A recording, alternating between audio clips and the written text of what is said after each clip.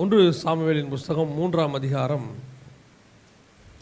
8வது வசனத்தை வாசிங்க. ஒன்று சாமுவேலின் புஸ்தகம் 3ஆம் அதிகாரம் 8வது வசனம். கர்த்தர் மறுபடியும் 3ஆம் விசை சாமுவேலே என்று கூப்பிட்டார். அவன் எழுந்திருந்து ஏலியின் இடத்தில் போய், இதோ இருக்கிறேன், என்னை கூப்பிட்டீரே என்றான். அப்பொழுது கர்த்தர் பிள்ளையாண்டானை கூப்பிடுகிறார் என்று ஏலி அறிந்து சாமுவேலை நோக்கி, நீ போய் படுத்துக்கொள், உன்னை கூப்பிட்டால் அப்பொழுது நீ, கர்த்தாவே சொல்லும், அடியேன் கேட்கிறேன் என்று சொல் என்றான். சாமுவேல் போய் தன்னுடைய ஸ்தானத்திலே படுத்து கொண்டான். கண்களை மூடுவோம். நல்ல தகப்பனே, எங்கள் சர்வ வல்லமை உள்ள ஆண்டவரே, இந்த அருமையான நேரத்திற்காக உமக்கு ஸ்தோத்திரம். கிருபை உள்ள கரத்தில் எங்களை தாழ்த்துகிறோம் ஆண்டவரே.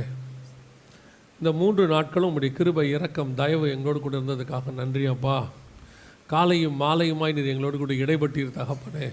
இந்த 3ஆம் நாள் காலையில் கூட ஆராதனைகளிலே ஆண்டவரே, சகோதரன் பேசின வார்த்தைகளிலே நீர் எங்களோடு கூட இடைப்பட்ட தயவுக்காக உமக்கு நன்றி. உம்முடைய முகத்தின் பிரதிபலிப்பு ஆண்டவரே எங்களுக்குள்ளே காணப்படட்டும் தகப்பனே. எங்களுக்குள்ள இருக்கிற தீழ்ப்பானவைகளை எல்லாம் விளக்க கர்த்தர் எங்களுக்கு கிருபை பாராட்டுங்க.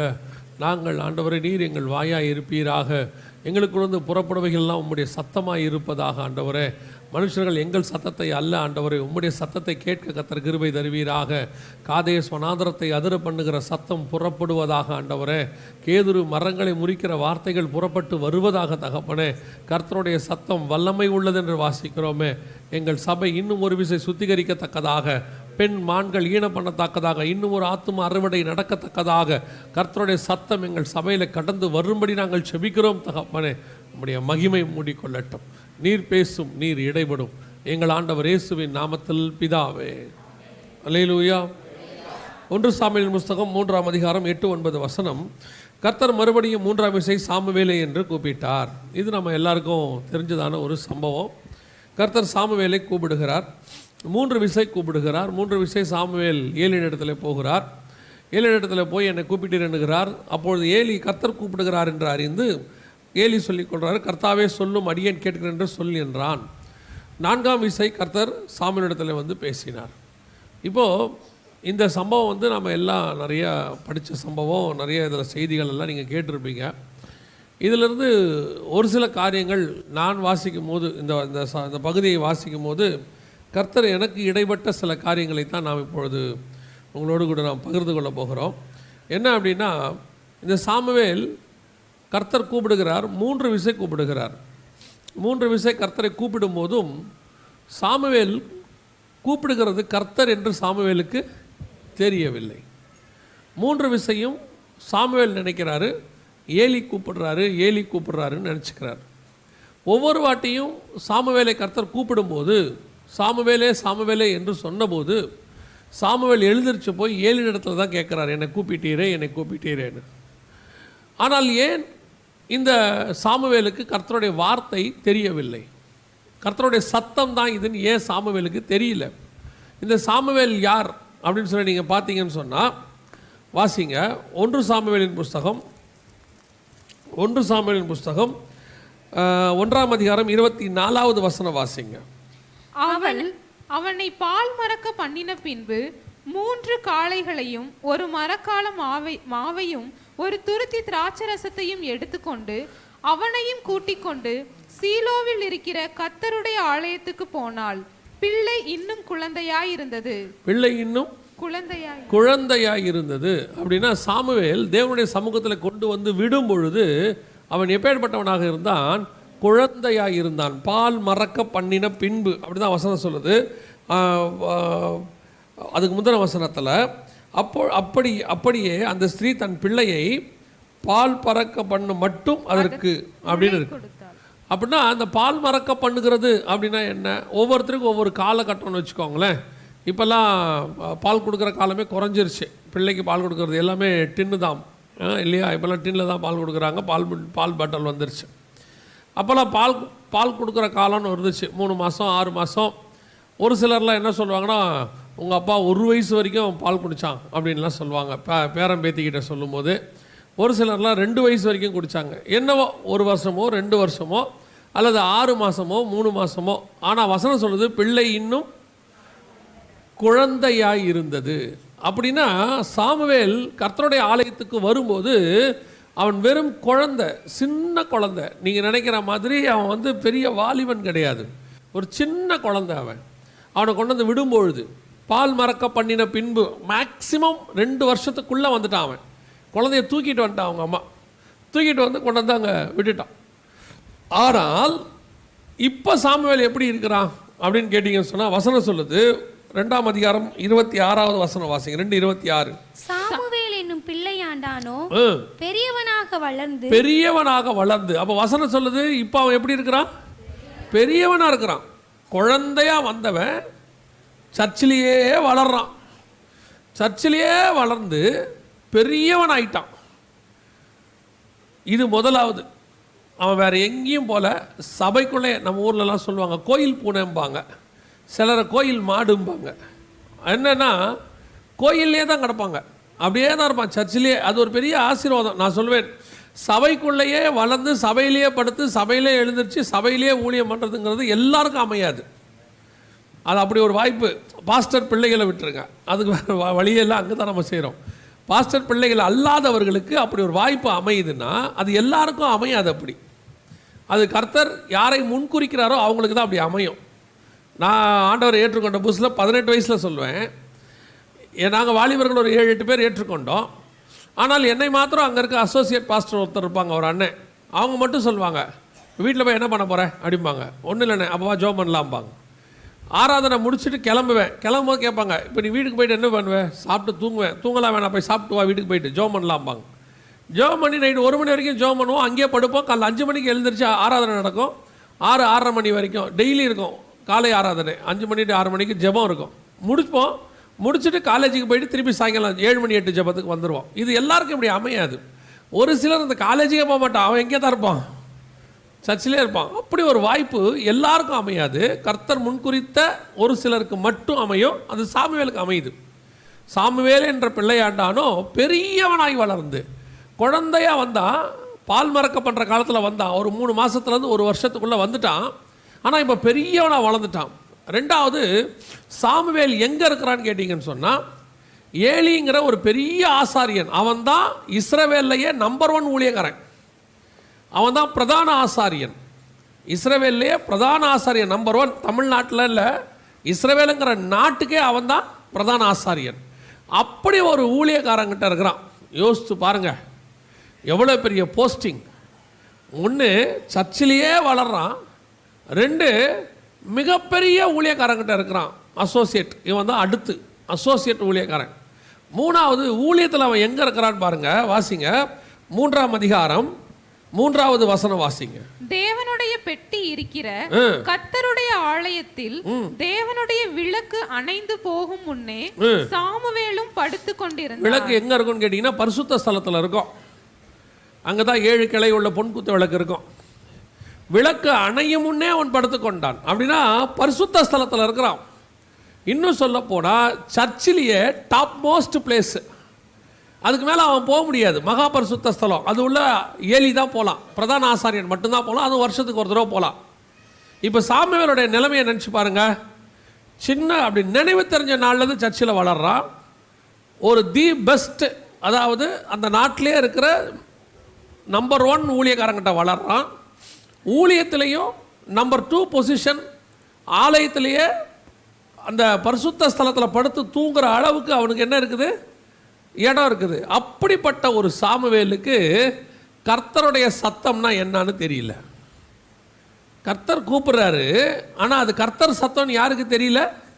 சாமுவேலுக்கு தெரியல. எத்தனை வருஷம் தேவாலயத்தில் இருக்கிறான், எத்தனை வருஷம் ஊழியம் பண்ணியிருக்கிறான், எத்தனை வருஷம் பலிகளை பார்த்துருக்கிறான்.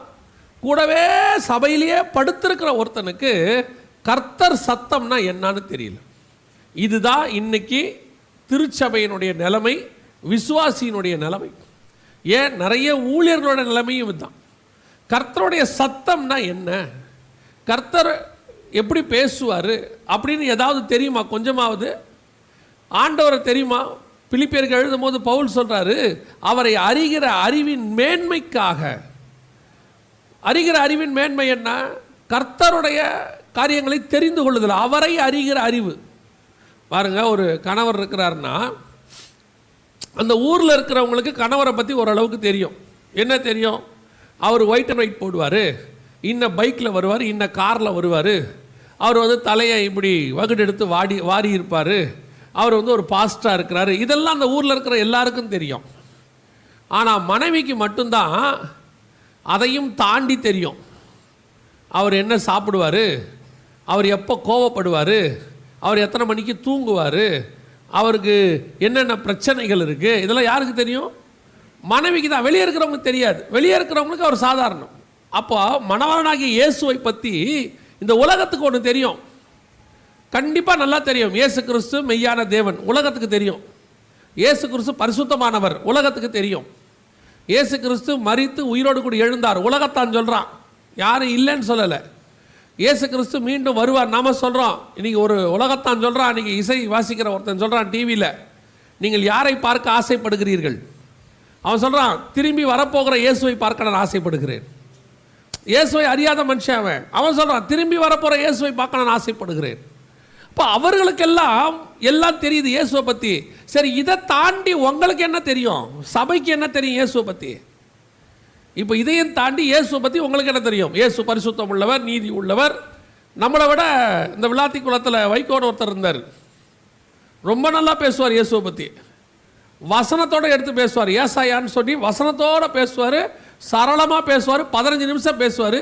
அந்த மாதிரி இன்றைக்கி இருக்கிற ஊழியக்காரனில் பாதி பேர் கூட பேச முடியாது, தடுமாறுவாங்க. ஆனால் அவர் நல்லா பேசுவார் வைகோ. இதை தாண்டி உங்களுக்கு என்ன தெரியும்? மணவாட்டிக்கு என்ன தெரியும்? உலகத்தானுக்கு தெரிஞ்சது தான் இன்னைக்கு சபைக்கும் தெரிஞ்சிருக்கு.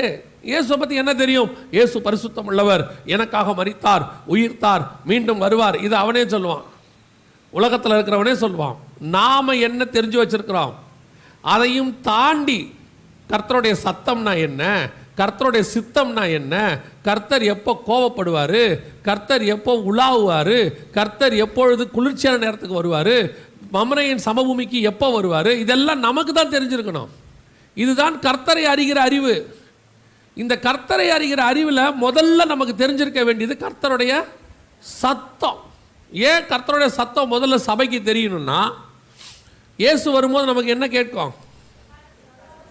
எக்கால சத்தம். இல்லை, இயேசு வரும்போது என்ன கேட்கும்? எக்கால சத்தம். ஆனால் அது மூணாவது தான். 1 தெசலோனிக்கேயர் 4:16-17 வாசிங்க. 1 தெசலோனிக்கேயர் 4:16-17. இயேசுவானவர் தப்பு. 1 தெசலோனிக்கேயர் 4:16. ஏனெனில் கர்த்தர்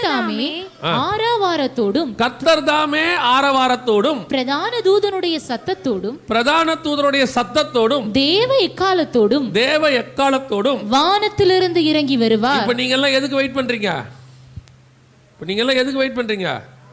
எக்கால சத்தத்துக்கு வெயிட் பண்றீங்க. ஆனா அந்த வருகையில 3 சத்தம் கேட்குது.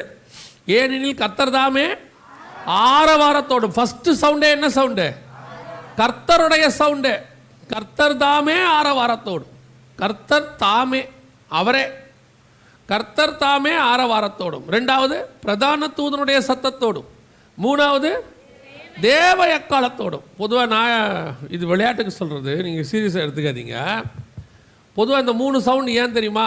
அதுக்கு 3 ஆவிக்குரிய அர்த்தம் இருக்குது. நான் விளையாட்டுக்கு எப்போ என்ன சொல்லுவேன்னா, முதல் சவுண்டு கர்த்தர் தாமே ஆரவார சவுண்டு. இது யாருக்கு கேட்கும் தெரியுமா? கர்த்தருடைய சத்தம்னா என்னான்னு தெரிஞ்சவனுக்கு தான் அந்த சத்தம் கேட்கும். கர்த்தருடைய சத்தம் என்னான்னு தெரிஞ்சவனுக்கு தான் அந்த சத்தம் கேட்கும். பாருங்க, கர்த்தர் பவுலோடு கூட பேசுகிறார். முதல்ல தமஸ்குவுக்கு போகிற வழியில் அவன் தடிக்கி விழும்போது பேசுகிறார். பேசும்போது வசனம் சொல்லுது, சவுலே சவுலே நீ ஏன் என்னை, எல்லாம் பேசும்போது பக்கத்தில் இருந்தவங்களை பற்றி என்ன வசனம் சொல்லுது? அவர்கள் ஒன்றும் அதை கேட்கவில்லை. அவங்களுக்கு அது என்ன செய்யல? கேட்கல. அதே சம்பவத்தை இன்னொரு இடத்துல சொல்லும்போது வசனம் சொல்லுது, அவர்களுக்கு அது இடி முழக்கத்தை போல இருந்தது, அவங்களுக்கு அது புரியவில்லை. கர்த்தருடைய சத்தம் என்னான்னு தெரிஞ்சவனுக்கு தான் வருகையில் முதல் சத்தம் கேட்கும், ஃபஸ்ட்டு. அப்போ அந்த சத்தம் என்னான்னு உங்களுக்கு தெரிஞ்சிருக்கணும்ல. இன்னைக்கு நீங்கள் எப்படி கர்த்தருடைய சத்தத்தை அறிஞ்சு வச்சிருக்கிறீங்க? எத்தனை பேர் கர்த்தருடைய சத்தத்தை கேட்டு இருக்கிறீங்க? கர்த்தருடைய சத்தத்தை கேட்கறதுனா என்னென்னா நிறையா இருக்குது. இன்றைக்கி இப்போ ஆண்டவர் என்னோடு கூட பேசினார். எப்படி? பாஸ்டர் பேசும்போது அந்த வார்த்தை எனக்குள்ளே வந்துச்சு, அது வேற. வேதத்தை வாசிக்கும் போது எனக்குள்ளே வந்துச்சு, அது வேற. தரிசனம் வந்துச்சு, அதுவும் கர்த்தர் பேசுகிறது தான். கர்த்தர் நம்மக்கிட்ட பேசுகிறதுக்கு 7 வழி இருக்குது பைபிளில். ஒன்று முகமுகமாய் பேசுவது, இன்னொன்று சத்தத்தின் மூலமாய் பேசுவது, 3வது தரிசனத்தின் மூலமாய் பேசுவது, 4வது தீர்க்க தரிசனத்தின் வழியாய் பேசுவது, 5வது சொப்பனத்தின் வழியாய் பேசுவது, 6வது வார்த்தையின் வசனத்தின் வழியாய் பேசுவது, 7வது கழுதையின் வழியாக புறஜாதியார் வழியாக பேசுறது. 7 வழி இருக்குது கர்த்தர் நம்ம கூட பேசுறதுக்கு பைபிளில். இதில் கர்த்தர் உங்களோட நேரடியாக பேசும்போது அவர் சத்தம் கேட்கும். சாமுவேலே சாமுவேலே, சவுலே சவுலே. இந்த சத்தம் உங்களுக்கு கேட்குதா? அது கேட்டால் தானே வருகையில் ஃபஸ்ட்டு சவுண்டே அதுதானே. வருகைக்காக மட்டும் சொல்லலை, அந்த சத்தம் தெரிஞ்சாதான் நீங்கள் தேவனை அறிஞ்சிருக்க முடியும், அவரோடு கூட பழக முடியும், அவரோடு கூட உலாவ முடியும். சில மனைவிகள் பாருங்கள், புல்லட் வர சவுண்டை வச்சே சொல்லிடுவாங்க யார் வர்றது, அவர் வராரு அப்படின்னு. எல்லா புல்லட்டுக்கும் அவர் புல்லட்டுக்கும் வித்தியாசம் யாருக்கு தான் தெரியும்? அவங்களுக்கு மட்டும்தான் தெரியும். இன்னும் ஒரு சிலர்லாம் இருக்கிறாங்க, நடந்து வர செருப்பு சவுண்டை வச்சே சொல்லிடுவாங்க எங்கள் வீட்டுக்கார் வராருங்க. எப்படி சொல்கிறீங்க? அந்த செருப்பு அந்த ஆள் தவிர வேற ஆள் இப்படி தேய்க்கவே முடியாது. அந்த சவுண்டு பாருங்கள், சரக்கு புறக்குன்னு கேட்குது, அது அந்த ஆள் தான். இன்னும் கொஞ்சம் பேர் இருக்காங்க, சவுண்டே இருக்காது, அவர் வந்துட்டார். ஏன்? அவர் போட்டிருக்கிற சென்ட்டு அடிக்கும் இங்கே வரைக்கும். இது அந்த அம்மாவுக்கு தான் தெரியும். இதுதான் அறிகிற அறிவு. அவ்வளோ தூரம் சபைக்குள்ளே இருக்கிறோம், 10 வருஷம் விசுவாசி, 15 வருஷம் விசுவாசி, கேட்டால் சொல்கிறோம், சபை உருவான நாள்லேருந்து இருக்கிறோம். கர்த்தருடைய சத்தம்னா என்னன்னா தெரியுமா? கொஞ்சமாவது கேட்டிருக்கிறீங்களா? ஏன்? அந்த சத்தம் தெரிந்தால்தான் நீங்கள் அவரை அறிகிற அறிவுக்குள்ளே வர முடியும். வேறு எப்படி நீங்கள் அவரை அறிவீங்க? சத்தமே தெரில. இப்போ இயேசுநாதர் வந்து வருகையில் நிற்கிறார் உங்கள் முன்னாடி, இப்போ வந்து நிற்கிறாரு. நீங்கள் இயேசுநாதரை கண்டுபிடிச்சிருவீங்களா? வந்து நிற்கும் போது கண்டுபிடிப்பீங்களா மாட்டிங்களா? சொல்லுங்க. கண்டுபிடிப்பீங்களா? எப்படி கண்டுபிடிப்பீங்க? கன்ஃபார்மாக நீங்கள் நினைக்கிற மாதிரி இயேசுநாதர் வரப்போகிறதில்ல. நீல முடியோட, தாடியோட, ஒரு பாவமான முகத்தோட, ஐயோ அப்படிலாம் வரப்போகிறதில்ல. இயேசுநாதர் வரும்போது பயங்கர டெரராக வரப்போகிறார். இல்லை, அப்படி தான் இருக்குது பைபிளில். வெண்பஞ்சு தலையாக, கண்கள் 2 அக்கினி ஜுவாலையாக, கால்கள் உரக்களத்தில் உழைத்த வெண்கலத்தை போல, அவர் நீதியுள்ள நியாயாதிபதியாக, இருபுற கருப்புள்ள பட்டயத்தை பிடித்தவராக வரப்போகிறார். இப்படி ஒரு இயேசு எப்படி இருப்பான்னு நமக்கு இன்னும் தெரியவே தெரியாது. நம்ம பார்த்ததே கிடையாது இயேசு. அந்த மாதிரி ஒரு இயேசுவை நம்ம என்ன செஞ்சதில்லை, பார்த்ததில்லை. இப்போ திடீர்னு இயேசு வந்து நிற்கிறார். இப்போ என்ன பண்ண போகிறீங்க? எப்படி கண்டுபிடிப்பீங்க இவர் தான் இயேசுன்னு? அவரையே பார்த்து நம்ம கேட்போம், வருகிறவர் நீர் தானா, இன்னொருவரை காத்திருக்க வேண்டுமா? ஏன் நாங்கள் பார்த்த இயேசு நீங்கள் இல்லை? ஏன் கேலண்டரில் நீங்கள் எவ்வளோ சாஃப்டாக இருந்தீங்க தெரியுமா? சிலர் இந்த ஃபோன்லேயே குரல் கேட்டுக்கிட்டு இருப்பான். சிலருடைய குரலை ஃபோன்லேயே கேட்டுகிட்டு இருப்பான். குரல் எப்படி இருக்குன்னா குயில் மாதிரி இருக்கும். இவனுக்கு ரொம்ப ஆசை அந்த குரலையே, அந்த குரலுக்கு இவனே ஒரு முகத்தை என்ன பண்ணிடுவான், இந்த குரலுக்கு முகம் மயில் மாதிரி இருக்கும், ஆமாம் அப்படின்ட்டு ஒரு நேரில் பார்க்கலாமாம்பா. ஒரு நாள் நேரில் பார்ப்பான் பாருங்க, சாக்காய் நிற்பான். ஏன்னா அது நேர்லேயும் குயில் மாதிரியே இருக்கும். அவன் சொல்லுவான், ஐயோ இந்த குரலுக்கு நான் எதிர்பார்த்தது அதான்.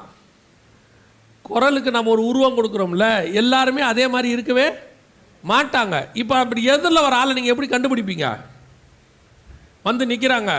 இப்போ நீங்கள் ஏற்கனவே அந்த குரலை ஃபோனில் கேட்டு அந்த குரலுக்கு நீங்கள் ஒரு உருவம் கொடுத்துருப்பீங்க. வந்து நிற்கிறது எப்படி இருக்கும்? ஆப்போசிட்டாக இருக்கும். உங்களுக்கே சந்தேகம் வந்துடும், இதுவாக இருக்குமோ, அந்த குரல் இப்படி இல்லையே, அது நல்ல முகமால இருந்திருக்கணும், ஏன் இப்படி இருக்குன்னா வாய் திறந்து பேசும், பிரைஸ் தி லார்ட். ஆமாம், அந்த குரல் தான், அதே ஆள் தான். குரலை பார்த்து ஏமாந்துட்டோமே. குரல் நல்ல குரல், முகமோ சத்தமோ யாக்கோபின் சத்தம் இல்லையா, சரீரமோ ஏசாவிடுது. நான் பல நேரத்தில் அப்படி தான் நடக்குது. இதை நம்பி கல்யாணம் பண்ணி நாசமானவெல்லாம் இருக்கிறான். ஃபோன்லேயே குரலை கேட்டு இது எப்படியாவது கல்யாணம் பண்ணோம், நேரில் வந்தால் அதுக்கப்புறம் ஓட முடியாது, அது வேறு விஷயம். ஓடவும் முடியாது, ஒளியவும் முடியாது. அப்போ நீங்கள் இயேசுநாதர் வரும்போது அவருடைய முகம் எப்படி இருக்கும் நமக்கு தெரியாது. அது வசனத்திலே இருக்குது. 1 யோவான் 3ஆம் அதிகாரம் 2வது வசனத்தில் யோவான் எழுதும்போது சொல்கிறாரு, பிரியமானவர்களே, நாம் இப்பொழுது தேவனுடைய பிள்ளைகளாய் இருக்கிறோம். இனி எவ்விதமாய் இருப்போம் என்று வெளியரங்கமாகவில்லை. ஆகிலும் அவர் வெளிப்படும் போது அவர் இருக்கிற வண்ணமாய் நாம் அவரை தரிசிப்பதனால் அவருக்கு ஒப்பாய் இருப்போம். அப்ப அவர் வெளிப்படும் போது அவர் எப்படி இருப்பான்னு நமக்கு தெரியுமே. இப்ப தெரியாதே. அப்ப வரப்போற இயேசுவை நீ கண்டுபிடிக்கிறதுக்கு முதல்ல நீ என்ன தெரிஞ்சு வச்சிருந்துருக்கணும்? அவர் சத்தம்னா என்னன்னு தெரியணுமே. என்னைக்காவது அவர் சத்தத்தை மினிமைஸ்ட் ஒரு தடவையாவது கேட்டிருக்கிறீங்களா? என்னைக்காவது கர்த்தர் பேசியிருக்கிறாரா? கர்த்தருடைய சத்தம் என்னைக்காவது உங்களுக்கு கேட்டிருக்குதா? எத்தனை பரிசுத்தவான்கள் சொல்றாங்க தெரியுமா? கர்த்தர் என்னை எழுப்பினார், கர்த்தருடைய சத்தத்தை நான் கேட்டிருக்கிறேன். நாம் என்னைக்காவது அந்த சத்தத்தை கேட்டிருக்கிறோமா? ஊழியத்துக்கு அழைச்சார். எப்படி அழைச்சார்? நான் ஒரு மீட்டிங்க்கு போனேன், அங்கே இருக்க ஊழியக்காரர் பேசினார், கர்த்தர் எனக்கு உணர்த்தினார், அவருடைய என்னை அழைத்தார். அது யாரு? அவருடைய சத்தம். இப்போ பிள்ளையாமுக்கு கர்த்தர் பேசுகிறார். யார் வழியாக பேசுகிறாரு? கழுதை வழியாக பேசுகிறாரு. அப்போ அந்த சவுண்டு யார் சவுண்டு? கழுதையோடைய சவுண்டு. ஆனால் அதை கர்த்தர் யூஸ் பண்ணுறாரு. இப்போ நாங்கள் பேசுகிறோம், மைக்கை யூஸ் பண்ணுறோம். ஏன்? உங்களுக்கு கேட்கறதுக்கு. அதே மாதிரி கர்த்தர் எங்களை யூஸ் பண்ணுறாரு உங்களுக்கு கேட்கறதுக்கு. ஆனால் நீங்கள் கேட்கறது எங்கள் சத்தம் தானே ஒழிய கர்த்தருடைய சத்தம் அல்ல. கர்த்தர் சத்தத்தை கேட்கணும். அப்பதான் கர்த்தர் உங்களை எழுப்பும் போது சாமுவேலே சாமுவேலேன்னு சொல்லும் போது உங்களுக்கு அந்த சத்தத்தை கேட்டு ஐயோ கர்த்தர் பேசுறாருன்னு தோணும். இன்னைக்கு பெரிய கூட்டம் ஏமாறப்போகுது. ஏன் ஏமாறப்போகுது? அவங்க கர்த்தர் சத்தத்தையே கேட்கல. கர்த்தர் சத்தம்னா என்னன்னு தெரியாது. ஆரம்பத்தில் தெரிய வாய்ப்பில்லை. இப்பவும் சொல்கிறேன், ஃபஸ்ட்டு ஆவிக்குரிய வாழ்க்கையில் வளரும் போது இப்படி தான் இருப்போம். ஆனால் ஒரு நாள் வரும், கொஞ்சம் கொஞ்சமாக நீங்கள் கர்த்தரோடு கூட நடக்க நடக்க நடக்க கர்த்தரோடு சஞ்சரிக்க சஞ்சரிக்க ஒரு நாள் கர்த்தர் பேசுவார். அதுக்கப்புறம் இந்த கர்த்தர் சத்தத்தை நீங்கள் புரிந்து கொள்ள ஆரம்பிப்பீர்கள். இந்த எஃப்எம் ரேடியோ இருக்குது பாருங்க, அட்ஜஸ்ட் பண்ணிக்கிட்டே வருவீங்க. அட்ஜஸ்ட் பண்ணிக்கிட்டே வரும்போது நம்ம அவன் சொல்கிற நம்பருக்கு வர்ற வரைக்கும், அந்த நம்பருக்கு வர வரைக்கும் சவுண்டு எப்படி இருக்கும்? கர கர கர கர கரன்னு இருக்கும். கரெக்டாக அந்த நம்பரில் வைக்கும் போது அந்த சவுண்டு கேட்கும். அதுதான் ஆவிக்குரிய வாழ்க்கை. கொஞ்சம் கொஞ்சமாக அந்த ஃப்ரீக்வன்சிக்கு நீ வர வர வர வர கொஞ்சம் கொஞ்சமாக கர்த்தருடைய சத்தம் கேட்டுக்கிட்டே வரும். ஒரு இடத்தில் துல்லியமாய் கேட்க தொடங்கும். இந்த ஆவிக்குரிய வளர்ச்சி தான் சபைக்கு வரணும். சபையில் இருக்கிற ஒவ்வொருத்தரும் கர்த்தருடைய சத்தத்தை கேட்குறவங்களா மாறணும். இன்னைக்கு சபை கர்த்தருடைய சத்தத்தை கேட்கவில்லை. சபை என்ன பண்ணிட்டு இருக்குது? கர்த்தரை அறிகிற அறிவில் இல்லை. எதை சொன்னாலும் கேட்கறது, வாங்கிறது, வீட்டுக்கு போகிறது. என்ன மாற்றம் வந்துச்சு? அதுதான் ரொம்ப முக்கியம். முந்தையெல்லாம் ஸ்கூலுக்கு போயிட்டு வந்த உடனே பிள்ளைய கேட்பாங்க, இன்றைக்கி என்ன ஸ்கூலில் சொல்லி கொடுத்தாங்க? எல்கேஜியில் சொல்லும் ரிங்கா ரிங்கா ரோசஸ், அப்புறம் பாபா பிளாக் ஷீப்லாம் சொல்லி கொடுத்தாங்க. ரைட். அடுத்து ஃபஸ்ட் ஸ்டாண்டர்ட் போயிட்டு வரும்போது உனக்கு என்ன இன்றைக்கி சொல்லி கொடுத்தாங்க? ரிங்கா ரிங்கா ரோசஸ். செகண்ட் ஸ்டாண்டர்ட் போயிட்டு வரும்போது என்ன சொல்லி கொடுத்தாங்க? Baba black sheep. நம்ம அடுத்த கேள்வி கேட்போம், ஏன்டா வேறு ஒன்றுமே சொல்லி தர மாட்டாங்களா? வேறு ஒன்றுமே சொல்லி தர மாட்டோம். ஏன்? ஒவ்வொரு கிளாஸ் மாற மாற நாம் வளர்ச்சியை எதிர்பார்க்குறோம். ஒவ்வொரு வாட்டி ஆவிக்குரிய சபைக்கு நீ வந்துட்டு திரும்பி போகும்பொழுது ஆவிக்குரிய வளர்ச்சியை கர்த்தர் எதிர்பார்க்கிறார். இங்கே என்ன சொல்லி கொடுக்குறாங்க? அதை கேட்டோம், வாழ்க்கையில் அபியாசப்படுத்தணும், ஸ்பிரிச்சுவலி வளரணும். அந்த ஸ்பிரிச்சுவல் வளர்ச்சியோடைய ஒரு இடம்தான் கர்த்தருடைய சத்தத்தை கேட்கறது. ஆசைப்படணும். முதல்ல ஆண்டவரே உங்கள் சத்தத்தை நான் என்ன செய்யணும்? கேட்கணும்னு ஆசைப்படணும். இன்றைக்கி சபைக்கு அந்த ஆசையே இல்லை. ஏதோ வரோம், உட்காரோம், செய்தி கேட்குறோம், 1 மணி நேரம் 1.5 மணி நேரம் கேட்குறோம், திரும்பி போயிடுறோம். Praise the Lord. இதில் நமக்கு ஒரு திருப்தி. என்ன திருப்தி? நான் கர்த்தருடைய வார்த்தைக்கு வந்தேன், கரெக்ட் நேரத்துக்கு வந்தேன், கேட்டேன், முடிஞ்ச உடனே போயிட்டேன். நான் ஒரு மீட்டிங் கூட மிஸ் பண்ண மாட்டேன். நான் 100% அட்டண்டன்ஸ் ஸ்கூலுக்கு வந்துடுவேன். வந்துட்டீங்க, என்ன பிரயோஜனம்? அதான் நான் எப்போவும் சொல்லுவேன், இந்த அப்பா மார்க் எடுக்காட்டி பையனை திட்டுறதுக்கும் அம்மா திட்டுறதுக்கும் வித்தியாசம் இருக்குது. பார்த்துருக்குறீங்களா? பையன் மார்க் எடுக்காட்டி அப்பா திட்டுற மெத்தடும் அம்மா திட்டுற மெத்தடும் மாறும். அப்பா எப்படி திட்டுவார்னா, ஏண்டா டியூஷனுக்கு போகிற, எல்லாமும் பண்ணியாச்சு, ஃபீஸ் கட்டியாச்சு, ஒழுங்காக படித்தா என்ன, நீ ஊர் சுற்றுறடா, இப்படி தான் பேசுவாங்க. இந்த அம்மா சொல்கிறது எப்படி இருக்கும் தெரியுமா? அம்மா இப்படி சொல்ல மாட்டாங்க, டேய் உனக்கு நல்லா தானே வடித்து கொட்டினேன், 3 வேளையும் நல்லா தானே தின்னேன், பாரு சாப்பாட்டுக்கே வழி இல்லாதவங்களாம் நல்லா படிக்கிறான். படிப்புக்கும் சாப்பாட்டுக்கும் சம்மந்தம் இருக்குதா? படிப்புக்கும் சாப்பாட்டுக்கும் சம்மந்தம் இருக்குதா? நம்ம திட்டும் போதே எப்படி திட்டுறோம்? தப்பாக திட்டிகிட்டு இருக்கிறோம். எப்படி சொல்லணும்? நீ சாப்பிட்றது முக்கியம் இல்லை, நல்லா சாப்பிடு, ஆனால் படிக்கிறது ரொம்ப முக்கியம். இன்றைக்கி சபை எப்படி இருக்குது? நல்லா சாப்பிடுது, வாரத்துக்கு ஒரு நாள் ஆராதனை, நல்லா ஒரு மணி நேரம் 1.5 மணி நேரம் சத்தியம் கிடைக்கிற சபை தான் உங்களுக்கு. சத்தியம் கிடைக்காத சபைலாம் கிடையாது, நல்ல சத்தியம் கிடைக்கிற சபை தான். ஆனால் எந்த அளவுக்கு அது உங்கள் வாழ்க்கையில் அபியாசப்படுத்தி இருக்கிறீர்கள், எந்த அளவுக்கு உங்கள் ஆவிக்குரிய வாழ்க்கை வளர்ந்துருக்குது, இதுதான் ரொம்ப முக்கியம். ஸ்கூலுக்கு போனேன், யூனிஃபார்ம் போட்டு போனேன், பேக் எடுத்துகிட்டு போனேன், வாட்டர் பாட்டில் எடுத்துகிட்டு போனது முக்கியம் இல்லை. பாஸானியா? அதான் கேள்வி, கடைசியாக கேட்குற கேள்வி. உன் ஆவிக்குரிய வாழ்க்கை வளர்ந்துருக்குதா? அதுக்கு ஒரு அடையாளம் தான் கர்த்தருடைய சத்தத்தை கேட்குறது. இத்தனை வருஷம் சபைக்குள்ளே உட்காந்த சாமுவேலுக்கு என்ன இல்லையாமா? கர்த்தருடைய சத்தத்தை கேட்குற அனுபவம் இல்லை. அது கர்த்தருடைய சத்தம்னு அவனுக்கு தெரியலை. 2வது வாசிங்க, அதே 1 சாமுவேல் புஸ்தகம் 3ஆம் அதிகாரம் 8வது வசனத்தை வாசிங்க. அதே 8வது வசனம் திருப்பி வாசிங்க. கர்த்தர் மறுபடியும் 3ஆம் விசை சாமுவேலே என்று கூப்பிட்டார். அவன் எழுந்திருந்து ஏலியின் இடத்தில் போய், இதோ இருக்கிறேன், என்னை கூப்பிட்டீரே என்றான். அப்பொழுது கர்த்தர் பிள்ளையாண்டானை கூப்பிடுகிறார் என்று ஏலி அறிந்து. நல்லா கவனிங்க. 2வது சாமுவேலை கர்த்தர் கூப்பிட்டார். அப்பொழுது இதோ இருக்கிறேன் என்று அவன் ஏலியின் இடத்துல போய் அப்படின்னு இருக்கு. இப்போ கூப்பிட்டது யாரு? கர்த்தருடைய சத்தம் ஏலியோடைய சத்தம் மாதிரி இருக்குமா? கர்த்தர் ஏலியோடைய சவுண்டில் கூப்பிட்டுருப்பாரா? கர்த்தர் யார் சவுண்டில் கூப்பிட்டுருப்பாரு?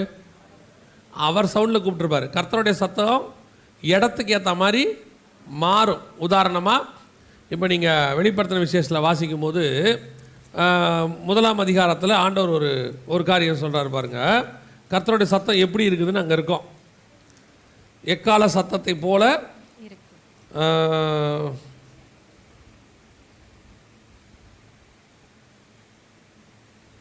10வது வசனம் 1:10. கர்த்தருடைய நாளில் ஆவிக்குள்ளானேன். அப்பொழுது எனக்கு பின்னாலே எக்கால சத்தம் போன்ற பெரிதான ஒரு சத்தத்தை கேட்டேன்.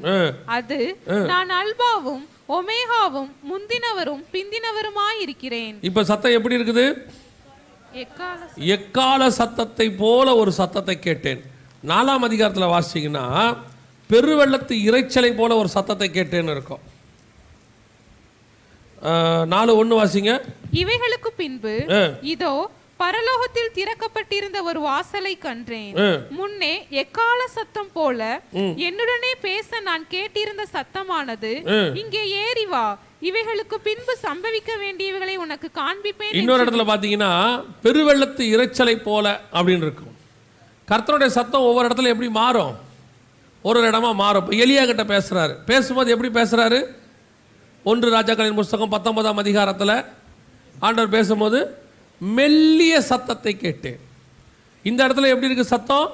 எக்கால சத்தம். இப்போ 1 தெசலோனிக்கேயர் 4:16 வாசிச்சோம். அந்த சத்தம் எப்படி? ஆரவார சத்தம். இப்போ கர்த்தர் ஒவ்வொரு இடத்துக்கு ஒரு மாதிரி என்ன செய்வார்? சத்தம் போடுவார். இப்போ தூங்கிட்டு இருக்கிற சாமுவேல்கிட்ட எப்படி போட்டிருப்பாரு? எக்கால சத்தத்தை போட்டிருக்க மாட்டார். எக்கால சத்தம்னா என்ன? வாயில் வச்சு ஊதுறது, பூம்னு ஊதுறது. அவன் துள்ளி குதிச்சு எழுந்திருப்பான். அவன் பேசும்போது கர்த்தர் சாமுவேல்கிட்ட பேசியிருக்கிறார். கண்டிப்பாக கர்த்தருடைய சத்தம் யார் மாதிரி இருந்திருக்காது? ஏலி மாதிரி இருந்திருக்காது. ஏலியின் சத்தம் இருக்காது. இவன் ஏன் ஏலிகிட்ட போனா?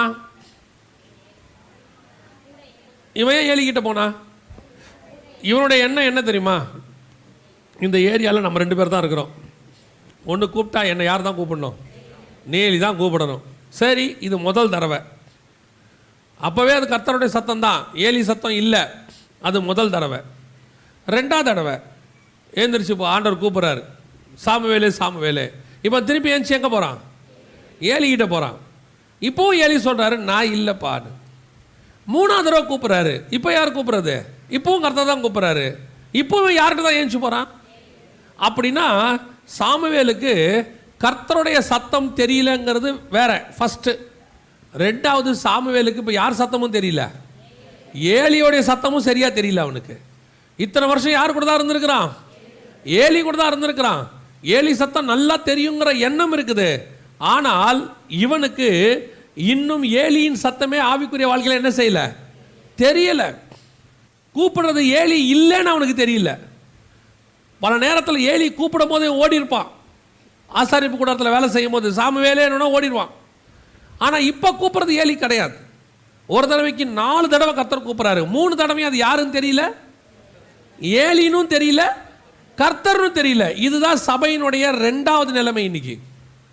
இன்னைக்கு சபைக்கு கர்த்தருடைய சத்தம் தெரியல, அது ஓகே. ஆனால் சபைக்கு இன்னைக்கு யாருடைய சத்தமும் தெரியல, ஊழியக்கார சத்தமும் தெரியல. எது கர்த்தருடைய சத்தம், எது ஊழியக்காரன் சத்தம் அப்படிங்கிறதான பிரித்து பார்க்கிறதான ஆவிகளை பகுத்தறிகிற அனுபவம் எதுக்கு இல்லை? இப்போ சபைக்கு கிடையாது. சபை இன்னைக்கு எல்லா சத்தமும் கர்த்தர் சத்தம் தான். யார் பேசினாலும் கர்த்தர் சத்தம் தான் நினச்சிக்க. ஒரு காலத்தில் ஊழியக்காரங்க பேசினாங்கன்னா நாங்கள் கர்த்தர் சத்தமாக எடுத்துக்கிட்டோம் இல்லையா?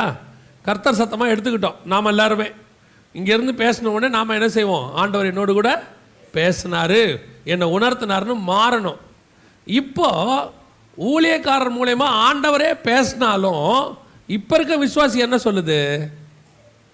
பாஸ்டர் என்னை திட்டினாரு, பாஸ்டர் என்னை குறி வச்சு தாக்குறாரு, எங்கள் குடும்பத்தை கண்டாலே பாஸ்டருக்கு பிடிக்கலை. இப்போது விசுவாசி எப்படி ஆயிடுச்சு? கர்த்தரே பேசினாலும் ஊழியக்காரன் பேசுகிறாருன்னு ஆகிப்போச்சு. அதுதான் சாமுவேல் நிலைமை. கர்த்தர் பேசுகிறாரு, ஆனால் அவனுக்கு யார் சத்தம் மாதிரி இருக்குது? ஊழியக்காரன் சத்தம் மாதிரி இருக்குது. இன்றைக்கி சபைகளில் கர்த்தர் பேசவே ஆசைப்படுறாரு. பல சபைகளில் கர்த்தர் பேசவும் செய்கிறாரு. ஆனால் விசுவாசியோடைய காதுக்கு அது கர்த்தருடைய சத்தமாக போக மாட்டேங்குது, ஊழியக்காரன் சத்தமாக போகுது. அதனால தான் சபையில் மாற்றம் இல்லை.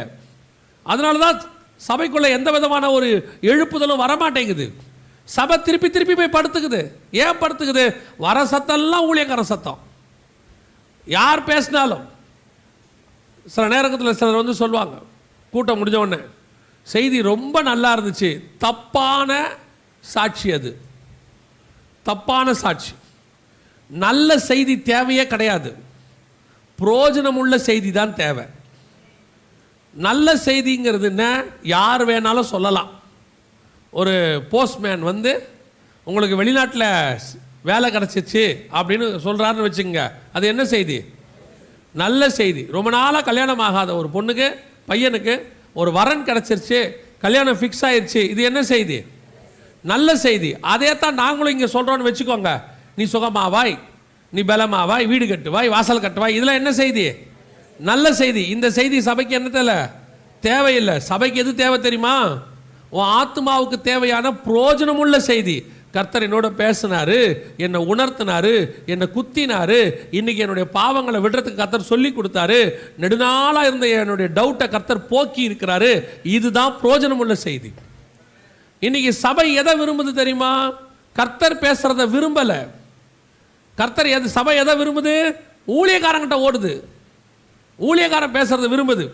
அதான் நாங்கள் சொல்லுவோம், ஊழியக்காரனுக்கு பின்னாடி ஓடுறத முதல்ல நிறுத்தணும். ஊழியக்காரங்கிறவ யாராக இருக்கட்டும், 5 வகையான ஊழியம் இருக்குது.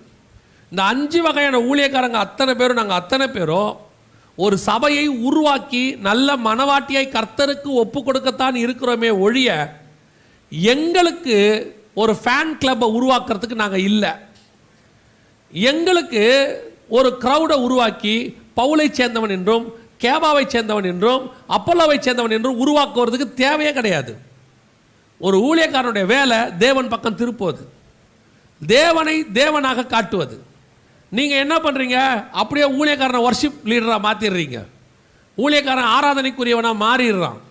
உங்களால் தான் என் குடும்பமே நல்லா இருக்குது, நாசமாக போச்சு, அவன் குடும்பமே நல்லா இல்லை சொல்லும் போதே சொல்கிறது.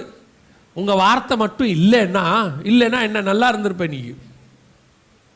கர்த்தர் உன் குடும்பத்தை காப்பாற்றினார், கர்த்தர் உன்னோடு பேசினார். சொல்லும் போதே சாட்சி எப்படி சொல்ல தெரியுமா? உங்கள் மூலமாக கர்த்தர் பேசினார். நீங்கள் பேசலை, நீங்கள் தேவையும் இல்லை. நான் இல்லாவிட்டால், ஊழியக்காரர்கள் இல்லாவிட்டால் எந்த கழுதையை வைத்து பேசுவதற்கும் கர்த்தர் வல்லமை உள்ளவராக இருக்கிறார். இன்னைக்கு சபை ஊழியக்காரனுக்கு பின்னாடி ஓடுது. என்னை கூப்பிட்டீரே, என்னை கூப்பிட்டீரே. ஏலிகிட்ட ஒரு எனக்கு ரொம்ப பிடிச்ச குணம் என்ன தெரியுமா? ஏலி வந்து ஒரு மோசமான ஊழியக்காரன், நம்மளோட ரிஜிஸ்டர் பண்ணிட்டோம், உண்மைதான், அதில் எந்த மாற்று கருத்தும் இல்லை, அதில் யாரும் சரின்னு சொல்கிறதுக்கெல்லாம் இல்லை. ஆனால் அவங்ககிட்டையும் சில நல்ல குணம் இருந்துச்சு. என்ன நல்ல குணம் தெரியுமா? ஒன்று, சாமுவேலுக்கு அவங்க அம்மா சட்டை தைச்சு எடுத்துகிட்டு வருவாங்க. பார்த்துருக்கீங்களா? 1 சாமுவேலின் புஸ்தகம் 2ஆம் அதிகாரம், 1 சாமுவேலின் புஸ்தகம் 2ஆம் அதிகாரம் 19வது வசனம். அவனுடைய தாய் வருஷந்தோறும் செலுத்தும்படி செலுத்துகிறதற்காக தன் புருஷனோட கூட வருகிற போதெல்லாம் அவனுக்கு ஒரு சின்ன சட்டையை தைத்து கொண்டு வருவாள். பாத்தீங்களா? கவனிச்சிருக்கீங்களா அந்த வசனத்தை? அவங்க அம்மா ஒவ்வொரு வருஷம் வரும்போதும் சாமுவேலுக்கு எப்படி சட்டை எடுத்துகிட்டு வருவாங்களாம்? சின்ன சட்டை கொண்டு வருவாங்களாம். எந்த அம்மாவாவது அப்படி எடுத்துகிட்டு வருமா? எந்த அம்மாவாவது ஒரு சின்ன சட்டையை எடுத்துகிட்டு வருமா? வருஷந்தோறும் அப்படி தானே இருக்குது. ஒவ்வொரு வருஷமும் என்ன சட்டை தான் எடுத்துகிட்டு வருவாங்க? அது ஏன் சின்ன சட்டை? அது என்ன சின்ன சட்டை எடுத்துகிட்டு வர்றது? அர்த்தம் என்னென்னா, எந்த தாயும் பையனுக்கு பெருசாக தான் சட்டை எடுப்பாங்க, சின்ன சட்டை எடுக்கவே மாட்டாங்க. எல்லா வருஷமும் எப்போ வந்தாலும், போன வருஷம் பையனை பார்த்தோம், இப்போ கூட பாருங்கள், ஏதாவது குழந்தைங்களுக்கு பர்த்டேன்னு சொல்லி ட்ரெஸ் எடுக்க போனோம்னா நம்ம சொல்லுவோம், கணவன்மார் 2 வயசு பிள்ளைக்கு பர்த்டேங்க அப்படின்னு உடனே கூட இருக்க மனைவி சொல்லுவாங்க 3 வயசுக்கா எடுங்கம்பாங்க. அந்த அறிவெல்லாம் அந்த மனைவிகளுக்கு தான் ஜாஸ்தி போங்க. நம்மலாம் கழட்டி விட்டோம் மாடு மாதிரி நேராக போய் ரவுண்ட் அடித்து திருப்பி வந்து நின்றுவோம். 3னா 3 அவ்வளோதான். நான் என்னை வச்சு தான் சொல்கிறேன், நான் உங்களை தான் சொல்கிறேன், நீங்களாம் அறிவாளி, என்னை வச்சு சொல்கிறேன். ஏன்னா யாராவது சில சொல்லுவாங்க, இன்றைக்கி ஒரு பர்த்டே நம்ம கூட இருக்கிறவங்களுடைய பிள்ளைக்கு 3 வயசு அப்படின்னு நாங்கள் ஒரு சட்டை எடுக்க போனோம், நானும் மனைவியும் போனோம்னா, அப்போது ஒரு 3 வயசு பிள்ளைக்கு அப்படின்னு என் மனைவி சொல்லுவாங்க 4க்கா எடுங்க. ஏன்? அது வளர்ந்துருங்க, இது வளர்கிற வயசு. 3 வயசு எடுத்தோம்னா இன்னொரு 3 மாதம் சட்டை என்னவாயிடும்? சட்டை சின்னதாயிடும். அப்போ எடுக்கும் போதே பெண்கள் வந்து சட்டை எப்படி தான் எடுப்பாங்க? பெருசாக தான் எடுப்பாங்க. ஆனால் சாமுவேல் அம்மா மட்டும் வருஷந்தோறும் எப்படி எடுத்துகிட்டு வராங்க? அதோட அர்த்தம் என்ன தெரியுமா? இந்த வருஷம் சாமுவேல் அவங்க அம்மா பார்த்துட்டு போவாங்க.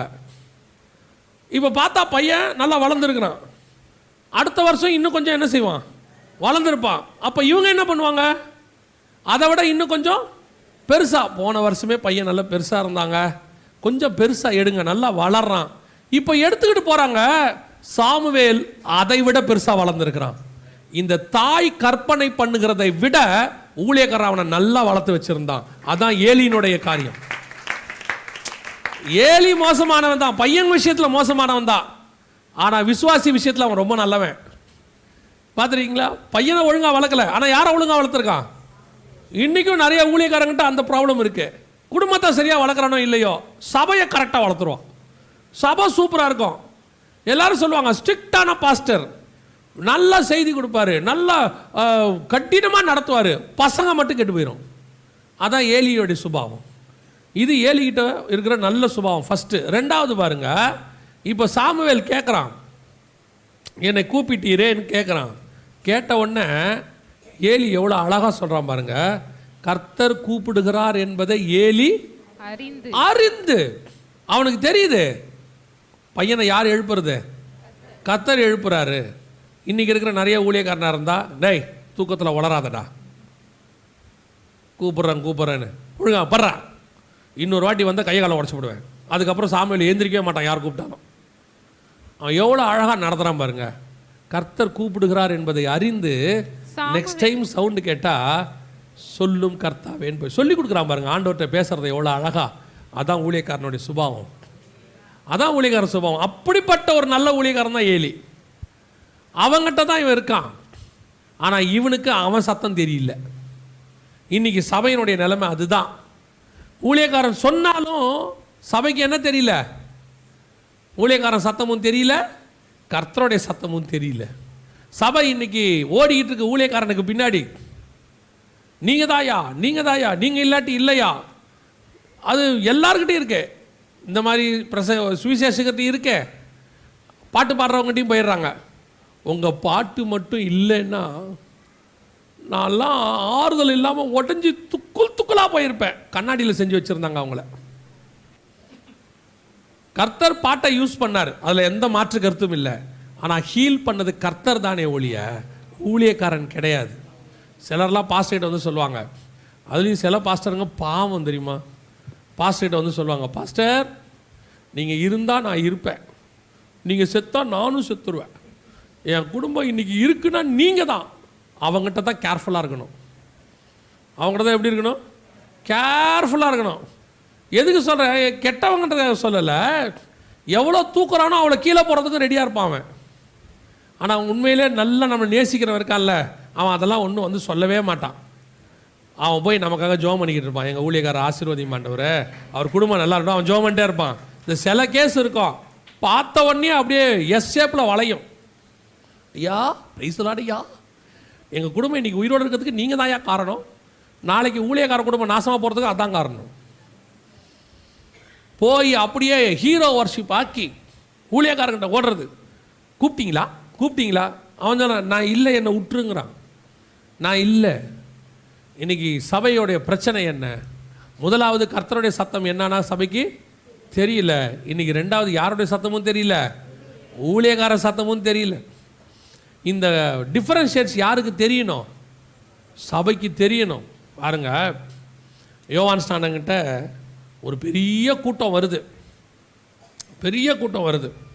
வரும்போது அத்தனை பேரும் வரும்போது யோவான் ஸ்நானகன் என்ன சொன்னார்? எல்லாரையும் பார்த்து, விரியன் பாம்பு குட்டிகளே, வருங்கோபத்துக்கு தப்பித்துக்கொள்ள உங்களுக்கு வகை சொன்னவன் யார்? அத்தனை பேரும் பார்க்கறதுக்கு எப்படி இருக்கிறாங்க? விரியன் பாம்பு குட்டி. நடுவில் இயேசுநாதர் நடந்து வர்றாரு ஞானஸ்தானம் எடுக்கிறதுக்கு. இப்போ இயேசுநாதர் வரும்போது அவன் என்ன சொல்லி கூப்பிட்டான்? இதோ உலகத்தின் பாவத்தை சுமந்து இருக்கிற தேவாட்டுக்குட்டி. எப்படி கண்டுபிடிச்சான்? இப்போ இயேசுநாதர் எப்படி வந்தார்? வரும்போது ஒரு இந்த பக்கம் 6 பேர், அந்த பக்கம் 6 பேர், வழிவிடு அண்ணன் வரார் அப்படி ஒரு குரூப் இருக்குது. இப்போ தெரியுமா? இப்போ ஊழியக்காரங்க எல்லாருக்கும் இருக்குது. வழிவிடுங்க அண்ணன் வரார். அண்ணன் எங்கடா வராரு? பிரசங்கம் பண்ண வராரு. அண்ணன் என்ன தஞ்சாவூரை ஜெயிச்சுட்டு முடிச்சுட்டா வராரு? இந்த இன்னைக்கு ஒரு அரசியல்வாதிக்கு என்னென்ன நடக்குதோ எல்லாம் யாருக்கு நடக்குது? ஊழியக்காரங்க நடக்குது.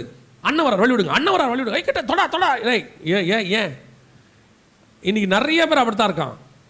ஏசுநாதர் அப்படியே வந்திருப்பார், அவருக்கு இன்னும் சீஷர்களே வரல பாவம். அவர் இப்போ தான் 40 நாள் ஜோம் பண்ணவே போகிறார். அதுக்கப்புறம் ஞானஸ்தானத்துக்கு அப்புறம் தான் போகிறார். இப்போ எப்படி வந்திருப்பார்? கூட்டத்தோட கூட்டமாக 10ஓட 11 அப்படியே எல்லா கும்பலுக்கு நடுவில் வராரு. அத்தனை பேரையும் பார்த்த உடனே விரியன் பாம்பு குட்டின்னு தெரிஞ்சவனுக்கு நடுவில் ஒரு ஆட்டுக்குட்டி நடந்து வர்றது மட்டும் கரெக்டாக தெரியுது. பாருங்க, இதுதான் தேவனை அறிகிற அறிவு. இன்னைக்கு அந்த அறிவு நமக்கு இல்லாமல் போயிருச்சு. எது பாம்பு குட்டி எது ஆட்டுக்குட்டினே தெரிய மாட்டேங்குது. அதுவும் விசுவாசி இருக்கு பாருங்க, எந்த ஊழியக்காரன் யார் பைபிளை தூக்கிட்டு வீட்டுக்கு வந்தாலும் ஆட்டுக்குட்டி தான். பைபிளை தூக்கிட்டு வந்த உடனே வீட்டில் வாங்க உட்காருங்கன்னு காப்பி போட்டுறது. அவர் யார், எங்கேருந்து வராரு, இதில் வேற சபை ஊழியருக்கு தெரியாமல் பார்த்துக்கிறது. ஏன்னா அவர் கோவப்படுவார். இப்போ நாங்கள்லாம் செய்தியே எடுக்காத மாதிரி, சபையில் பைபிள் ஸ்டடியே இல்லாத மாதிரி ஒரு தனி பைபிள் ஸ்டடி இப்போ தனியாக வீடுகளில் போகுது. யார் கேட்டால் அவர் இஸ்ரேல்லேருந்து வந்து எடுக்கிறார். அப்படியா? ரொம்ப சந்தோஷம். எதில் எடுக்கிறாரு? ஹீப்ரூவில் எடுக்கிறாரு. ஓ, உங்களுக்கு ஹீப்ரு தெரியுமா? தெரியாது. அப்புறம் என்ன கவனிக்கிறீங்க? இப்போ ஒரு ஆவி பிடிச்சி ஆட்டிக்கிட்டு இருக்கு எல்லாரையும். என்ன ஆவி? ஹீப்ரு ஆவி, ஹீப்ரு கிரீக் ஆவி பிடிச்சி ஆட்டிக்கிறது. அந்த ஹீப்ருவில் படித்தா தாங்க, ஹீப்ருவில் படிக்கிறத நான் குற்றமாகவே சொல்லலை, நல்ல விஷயம்தான். எல்லா மொழியும் படிக்கிறது நல்லது தான். ஹீப்ரு பைபிள் பாஷை படிக்கிறது நல்லது. முதல்ல தமிழை முடிச்சிடுங்க. கையில் இருக்கிற தமிழை என்ன செஞ்சிருங்க? முடிச்சிருங்க. 1 ராஜாக்கள் 15 நேற்று எவ்வளோ தேடினோம்? தேடுறான் ராஜாக்களை தேடுறான், 4 தேடுறான், அந்த ராஜாவை மட்டும் காணும். நேற்று எவ்வளோ தேடினோம்? போன வாரம் ஒரு சர்ச்சுக்கு போயிருந்தோம். வசனம் வாசினா தடுமாறி கத்தி துப்பி எனக்கு கடைசியில் அந்த வசனமே இப்போ புரியாமல் போயிடுச்சு. அவன் என்ன வாசிச்சானே தெரில எனக்கு. நான் கேட்டேன், என்னடா தம்பி உன் பிரச்சனை என்ன? இப்படி என்னை பார்த்தா கல்யாணம் ஆயிடுச்சான்னு. ஆமாண்ணா, அப்படி தான் வாசிப்பேன். எதுக்கு சொல்கிறேன் அப்படின்னா, தமிழை நல்லா படிச்சுட்டு அதுக்கப்புறம் ஹீப்ருக்கு போங்க, ஒரு தப்பும் கிடையாது. கிரீக்குக்கு போங்க, படிங்க, லத்தீனுக்கு படிங்க, ஒன்றும் தப்பு கிடையாது. முதல்ல தமிழே தகராறு. இதுலேயே சத்தியம் தெரியல, உடனே அவர் வராரு. உங்கள் தூத்துக்குடியில் தான் 200 குடும்பம் போயிடுச்சு தெரியுமா? கேள்விப்பட்டீங்களா? ஹீப்ரு சொல்லி கொடுக்குறேன்னு சொல்லி நியாயப்பிரமாணத்துக்கு 200 குடும்பத்தை கூட்டிகிட்டு போயிட்டான் திருப்பி. எல்லா வாட்ஸ்அப் குரூப், நரகம் இல்லை பரலோகம் இல்லை அப்படின்னு பிரசங்கம் பண்ணி கடைசியில் 3வது கிளாஸில் நம்மால் ஒருத்தர் ஏஞ்சி கேட்டிருக்கிறார், இல்லைங்க இப்படிலாம் பைபிளில் இருக்கு. அதுக்கு அவன் சொன்ன பதில் என்ன தெரியுமா? உங்கள் தூத்துக்குள்ளே நடந்துச்சு. பதில் என்ன தெரியுமா? 40 கிளாஸ் தொடர்ந்து வாங்க, அப்போ தான் உங்களுக்கு புரியும். 40வது கிளாஸ் தொடர்ந்து நீ போகும்போது தான் பிசாசு பிடிச்சிருமே உன்னை. 40 கிளாஸ் கேள்வி கேட்காம நீ போயிட்டினாலே பிசாசு உனக்குள்ளே இறங்கிருமே. 40 கிளாஸ் வாங்க தொடர்ந்து, அதுக்கப்புறம் பேசுவோம். எவ்வளோ டாக்டிஸ் பாருங்கள் பிசாசு. இது ஒரு பிசாசினுடைய சத்தம்னு யாருக்கு தெரியல? விசுவாசிக்கு தெரியல. கள்ளோபதேசக்கார சத்தம் தெரிய மாட்டேங்குது. எல்லா சத்தமும் ஆட்டுக்குட்டி சத்தம் தான். ஒரு வசனம் வாசிங்க, வெளிப்படுத்தின விசேஷம் 13ஆம் அதிகாரம் 11வது வசனத்தை வாசிங்க. வெளிப்பாடு 13:11 வாசிங்க. பின்பு வேறொரு மிருகம் பூமியில் இருந்து எழும்ப கண்டேன். அது ஒரு ஆட்டுக்குட்டிக்கு ஒப்பாக 2 கொம்புகளை உடையதாயிருந்து வலு சர்ப்பத்தை போல பேசினது. அப்ப அந்த வசனம் எப்படி இருக்குது? பார்க்கிறதுக்கு எப்படி இருக்குது? ஒரு ஆட்டுக்குட்டிக்கு ஒப்பாக 2 கொம்புகளை உடையதாய் இருக்கிறது. ஆனா எப்படி இருக்குது? என்ன பேசுச்சு? வலு சர்ப்பத்தை போல பேசினது. பார்க்கிறதுக்கு எப்படி இருக்கு? அதான் பார்க்கிறதுக்கு கிறிஸ்தவத்தை போல, ஊழியக்காரனை போல, கையில பைபிள் எல்லாம் இருக்கு. ஆனா பேசுற சத்தம் வாயை திறந்தாதான் தெரியுது இது என்னது? வலு சர்ப்பம், பிசாசுன்னு தெரியுது. என்ன பிரச்சனை இப்பனா? உங்களுக்கு பிசாசின் சத்தமும் தெரியல, வலு சர்ப்பத்தின் சத்தமும் தெரியல, ஆட்டுக்குட்டியின் சத்தமும் தெரியல, ஊழியக்கார சத்தமும் தெரியல, தேவனுடைய சத்தமும் தெரியல. ஆவில நிறைஞ்சு பேசுற ஊழியக்கார சத்தமும் தெரிய மாட்டேங்குது, கள்ளோபதேசக்கார பேசுற சத்தமும் தெரிய மாட்டேங்குது. யோசிச்சு பாருங்க. தோட்டத்தில் தேவரீர் உலாவுகிற சத்தத்தை கேட்டு பயந்து, அந்த சத்தம் நல்லா தெரியுது. ஆனா பேசுறது பிசாசுன்றது யாருக்கு தெரியல?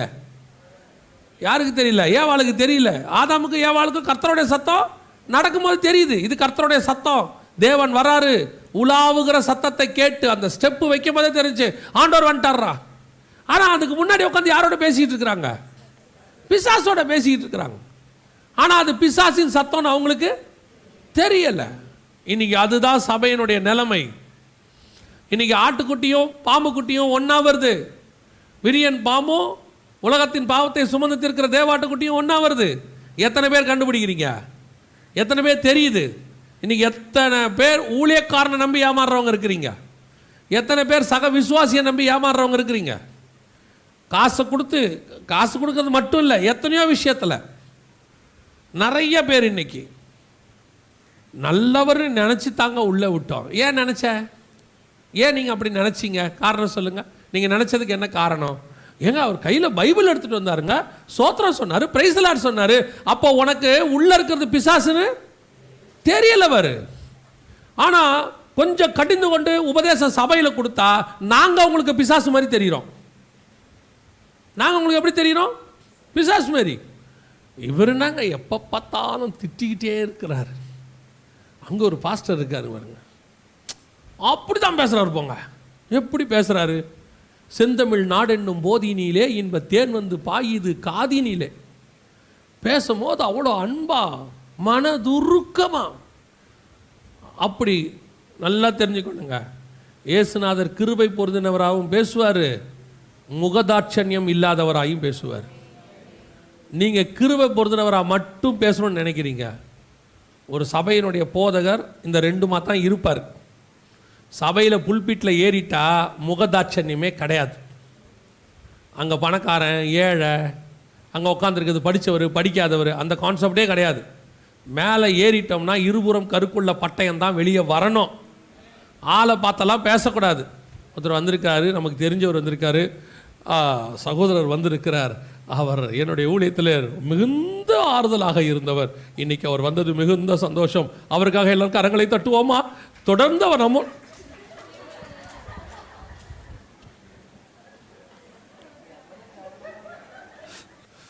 நான் இன்னைக்கு போயிடுவேன். ஆனால் அடுத்த சண்டே நீங்கள் அவர்கிட்ட மாட்டினீங்க, தட்டுங்க. நான் என்ன சொன்னேன்னு கூட தெரியாமல் கை தட்டுறீங்க. எல்லாம் அரை பயக்கத்தில் இருக்குன்னு நினைக்கிறேன். கவனிங்க, சபையில் புல்பீட்டில் பேசும்போது இருபுறம் கருக்குள்ள பட்டயம் தான் வெளியே வரணும். அதே நேரத்தில் ஒரு விசுவாசிக்கு உடம்பு சரியில்லை அல்லது ஒரு ஆறுதல் தேவைன்னா கிருபை பொருந்தினவராக ஊழியக்காரர் இறங்கி வீட்டுக்கே வந்து ஜெபம் பண்ணுவார். ரெண்டும் வெளிப்படும். ஆனால் அதை எங்ககிட்ட எதிர்பார்க்கக்கூடாது. நான் டீச்சரு, நாங்கள் இருபுறம் கருக்குள்ள பட்டயத்தோடய வீட்டுக்கு கிளம்பிடுவோம். உங்களுக்கு டீச்சர் இருக்காங்க ஸ்கூலில், பார்த்துருக்கீங்கல்ல, பையனை இப்படி இப்போல்லாம் அடிக்க முடியாது, டீச்சர் அடிக்கிறான் அவன்.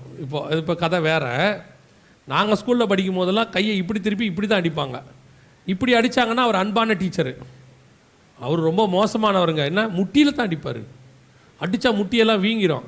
எந்த டீச்சராவது அடிச்சுட்டு முட்டி வீங்கின பண்ணுறாரு. சாயங்காலம் வீட்டுக்கு வந்து, உங்களை பிள்ளைய ரொம்ப அடிச்சிட்டேன், அதனால் போகிற வழியில் தைலம் வாங்கிட்டு வந்தேன், கொஞ்சம் போட்டு விட்டு போகணுமா கேட்டிருக்காங்கன்னா, மறுநாள் போனால் என்ன பண்ணுவாங்க? நேற்று தானே உன்னை அடித்தேன், நீ திருந்த மாட்ட, இந்த கையை காட்டுமா. டீச்சருடைய வேலை என்ன? ஒழுங்காக படிக்கணும், 2 சாத்து சாத்தணும், நீ பாஸ் ஆகணும், அவ்வளோதான் எங்கள் வேலை. 3 நாள் எங்கள் வேலை அதுதான். முடிச்சுட்டு வீட்டுக்கு போயிடுவோம். அவர் வேலை அது இல்லை. அவர் தகப்பன், அடிக்கவும் செய்வார், அணைச்சிக்கவும் சொல்வார். நாங்கள் அதெல்லாம் செய்ய மாட்டோம். புரியுதா? 3ஆவது நாள் நீங்கள் தேடுவீங்க, இந்த ஆள் வேம்பாரம் தாண்டக்கூடாது, பார்த்துப்போம் அப்படின்னு. நீ லாஸ்ட் ஜாபை முடிக்கும் போது காணாம போயிடுவேன். தேடினாலும் என்னை கண்டடைய மாட்டீர்கள். எதுக்கு சொல்கிறேன்? இன்னைக்கு சபை எப்படி விரும்புது? இந்த தேவ ஆட்டுக்குட்டி மாதிரி வந்து அன்பாக பேசுகிறத மட்டும்தான் விரும்புறிய. அதனுடைய விளைவு என்ன? இன்னைக்கு நிறைய சர்ப்பம் ஆட்டுக்குட்டி போர்வையில் வந்து நிற்கிது, வீடுகள் தோறும் வருது, அப்படியே வீடு வீடாக வருது பைபிளை தூக்கிட்டு. பாஸ்டர் ரொம்ப திட்டுறாரா? எனக்கு அவரை பற்றி அப்போவே தெரியுங்க. அவர் ஈவிரக்கம் இல்லாமல் பேசுவார். நம்ம சர்ச்சுக்கு வாங்க, நான் அன்பாய் உங்களை நடத்துவேன். அடுத்த வாரம் நீங்கள் தான் நம்ம சர்ச்சில் ஒர்ஷிப் எடுக்கிறீங்க. இதுக்கு செய்தியே பைபிளே தெரியாது. நாம் ஒழுங்காக வசனம் படின்னு சொல்லியிருக்கோம். அங்கே போனவுடனே பதவி கொடுத்துருவாங்க, ஒர்ஷிப் லீடர். உடனே இது என்ன சொல்லுது தெரியுமா? உன சர்ச்சில் இருந்தங்க, என் அருமை அவங்களுக்கு தெரியல, உன் அருமை என்னன்னு தான் எங்களுக்கு தெரியுமே. ஆண்டவருக்கு நல்லா தெரியும் யாரை பிரதான சீசன் ஆக்கணும், யாரை மலைக்கு மேலே கூட்டிகிட்டு போகணும், யாரை கீழே உட்கார வைக்கணும், யாரை துரிதமாய் செய்யணும் அனுப்பி விடணும், யாரை தோல் மேலே சாட்சிக்கணும்னு யாருக்கு தெரியும்? ஆண்டவருக்கு நல்லா தெரியும். ஆண்டவர் பேதுருவை கூட தோல் மேலே சாய்க்கலை பாருங்க, யோவானை மட்டும்தான் சாட்சிப்பார். அதே நேரத்தில் நீ செய்வதை துரிதமாய் செய்யணும் யூதாசை அனுப்புவார், பேதுருவை அனுப்ப மாட்டார். காட்டி கொடுக்க போகிறான், இவன் மறுதளிக்க போகிறான். காட்டி கொடுக்குறவனே அனுப்பி விட்டுட்டு மறுதளிக்கிறவனே அனுப்பி விட மாட்டார். இவனை சொல்வார், பேதுருவை கூட்டிகிட்டு வாம்பார். அவனை சொல்வார், அவன் பிறவாது இருந்தால் நலமாக இருக்கும்பார். யாரை என்ன செய்யணும்னு ஆண்டவருக்கு நல்லா தெரியும். அவருடைய ஊழியக்காரர்களுக்கும் சபையில் தெரியும் யாரை என்ன பண்ணணும்னு தெரியும். நீங்கள் இந்த ஆட்டுக்குட்டி பாம்பு குட்டியை மறந்துடக்கூடாது. வீட்டுக்குள்ளே போய் நிறைய பாம்பு குட்டியை விட்டுடுறீங்க. அவர் அதை எடுக்கிறாரு, இதை எடுக்கிறாரு, அப்படி பண்ணுறாரு, இப்படி பண்ணுறாரு. கடைசியில் ஏமாந்து போய் நிறைய நேரத்தில் வந்து பாஸ்டர்கிட்ட வந்து சொல்கிறது. ஒருவர் எனக்கு ஃபோன் பண்ணார், பிரதர் நம்ம விசுவாசி ஒருத்தர் பிரதர் என்னை இப்படி ஏமாற்றிட்டார் அப்படின்னாரு. என்ன பண்ணார்? இல்லை 1 லட்ச ரூபா கொடுத்தா 5000 ரூபா 7000 ரூபா திருப்பி தருவேன்னு சொன்னார். எப்படி கொடுப்பாரு? அப்புறம் 1 லட்சம் என்ன ஆகும்? நீங்கள் எப்போ திருப்பி கேட்கல 1 லட்சத்தையும் திருப்பி தந்துடுவேன். 1 லட்சத்துக்கு மாதம். இப்போ நிறைய பேர் இருக்காங்க, சபைக்குள்ளேயே இருக்காங்க. கேர்ஃபுல்லாக இருந்து கொள்ளுங்க. இதெல்லாம் பாம்பு குட்டி. இப்போ நமக்கு இது யாரும் தெரியல. இவன் யாரும் நமக்கு பாம்பு குட்டியாக தெரிய மாட்டான். இவன் நமக்கு எப்படி தெரிவார்? ஆட்டுக்குட்டியாக தெரிவார். ஓ 1 லட்ச ரூபாய்க்கு 7000 திருப்பி தராரு, 1 லட்சத்தையும் திருப்பி அப்புறமா தந்துடுறாரு, பரவாயில்லையே பெரிய சந்தோஷம்.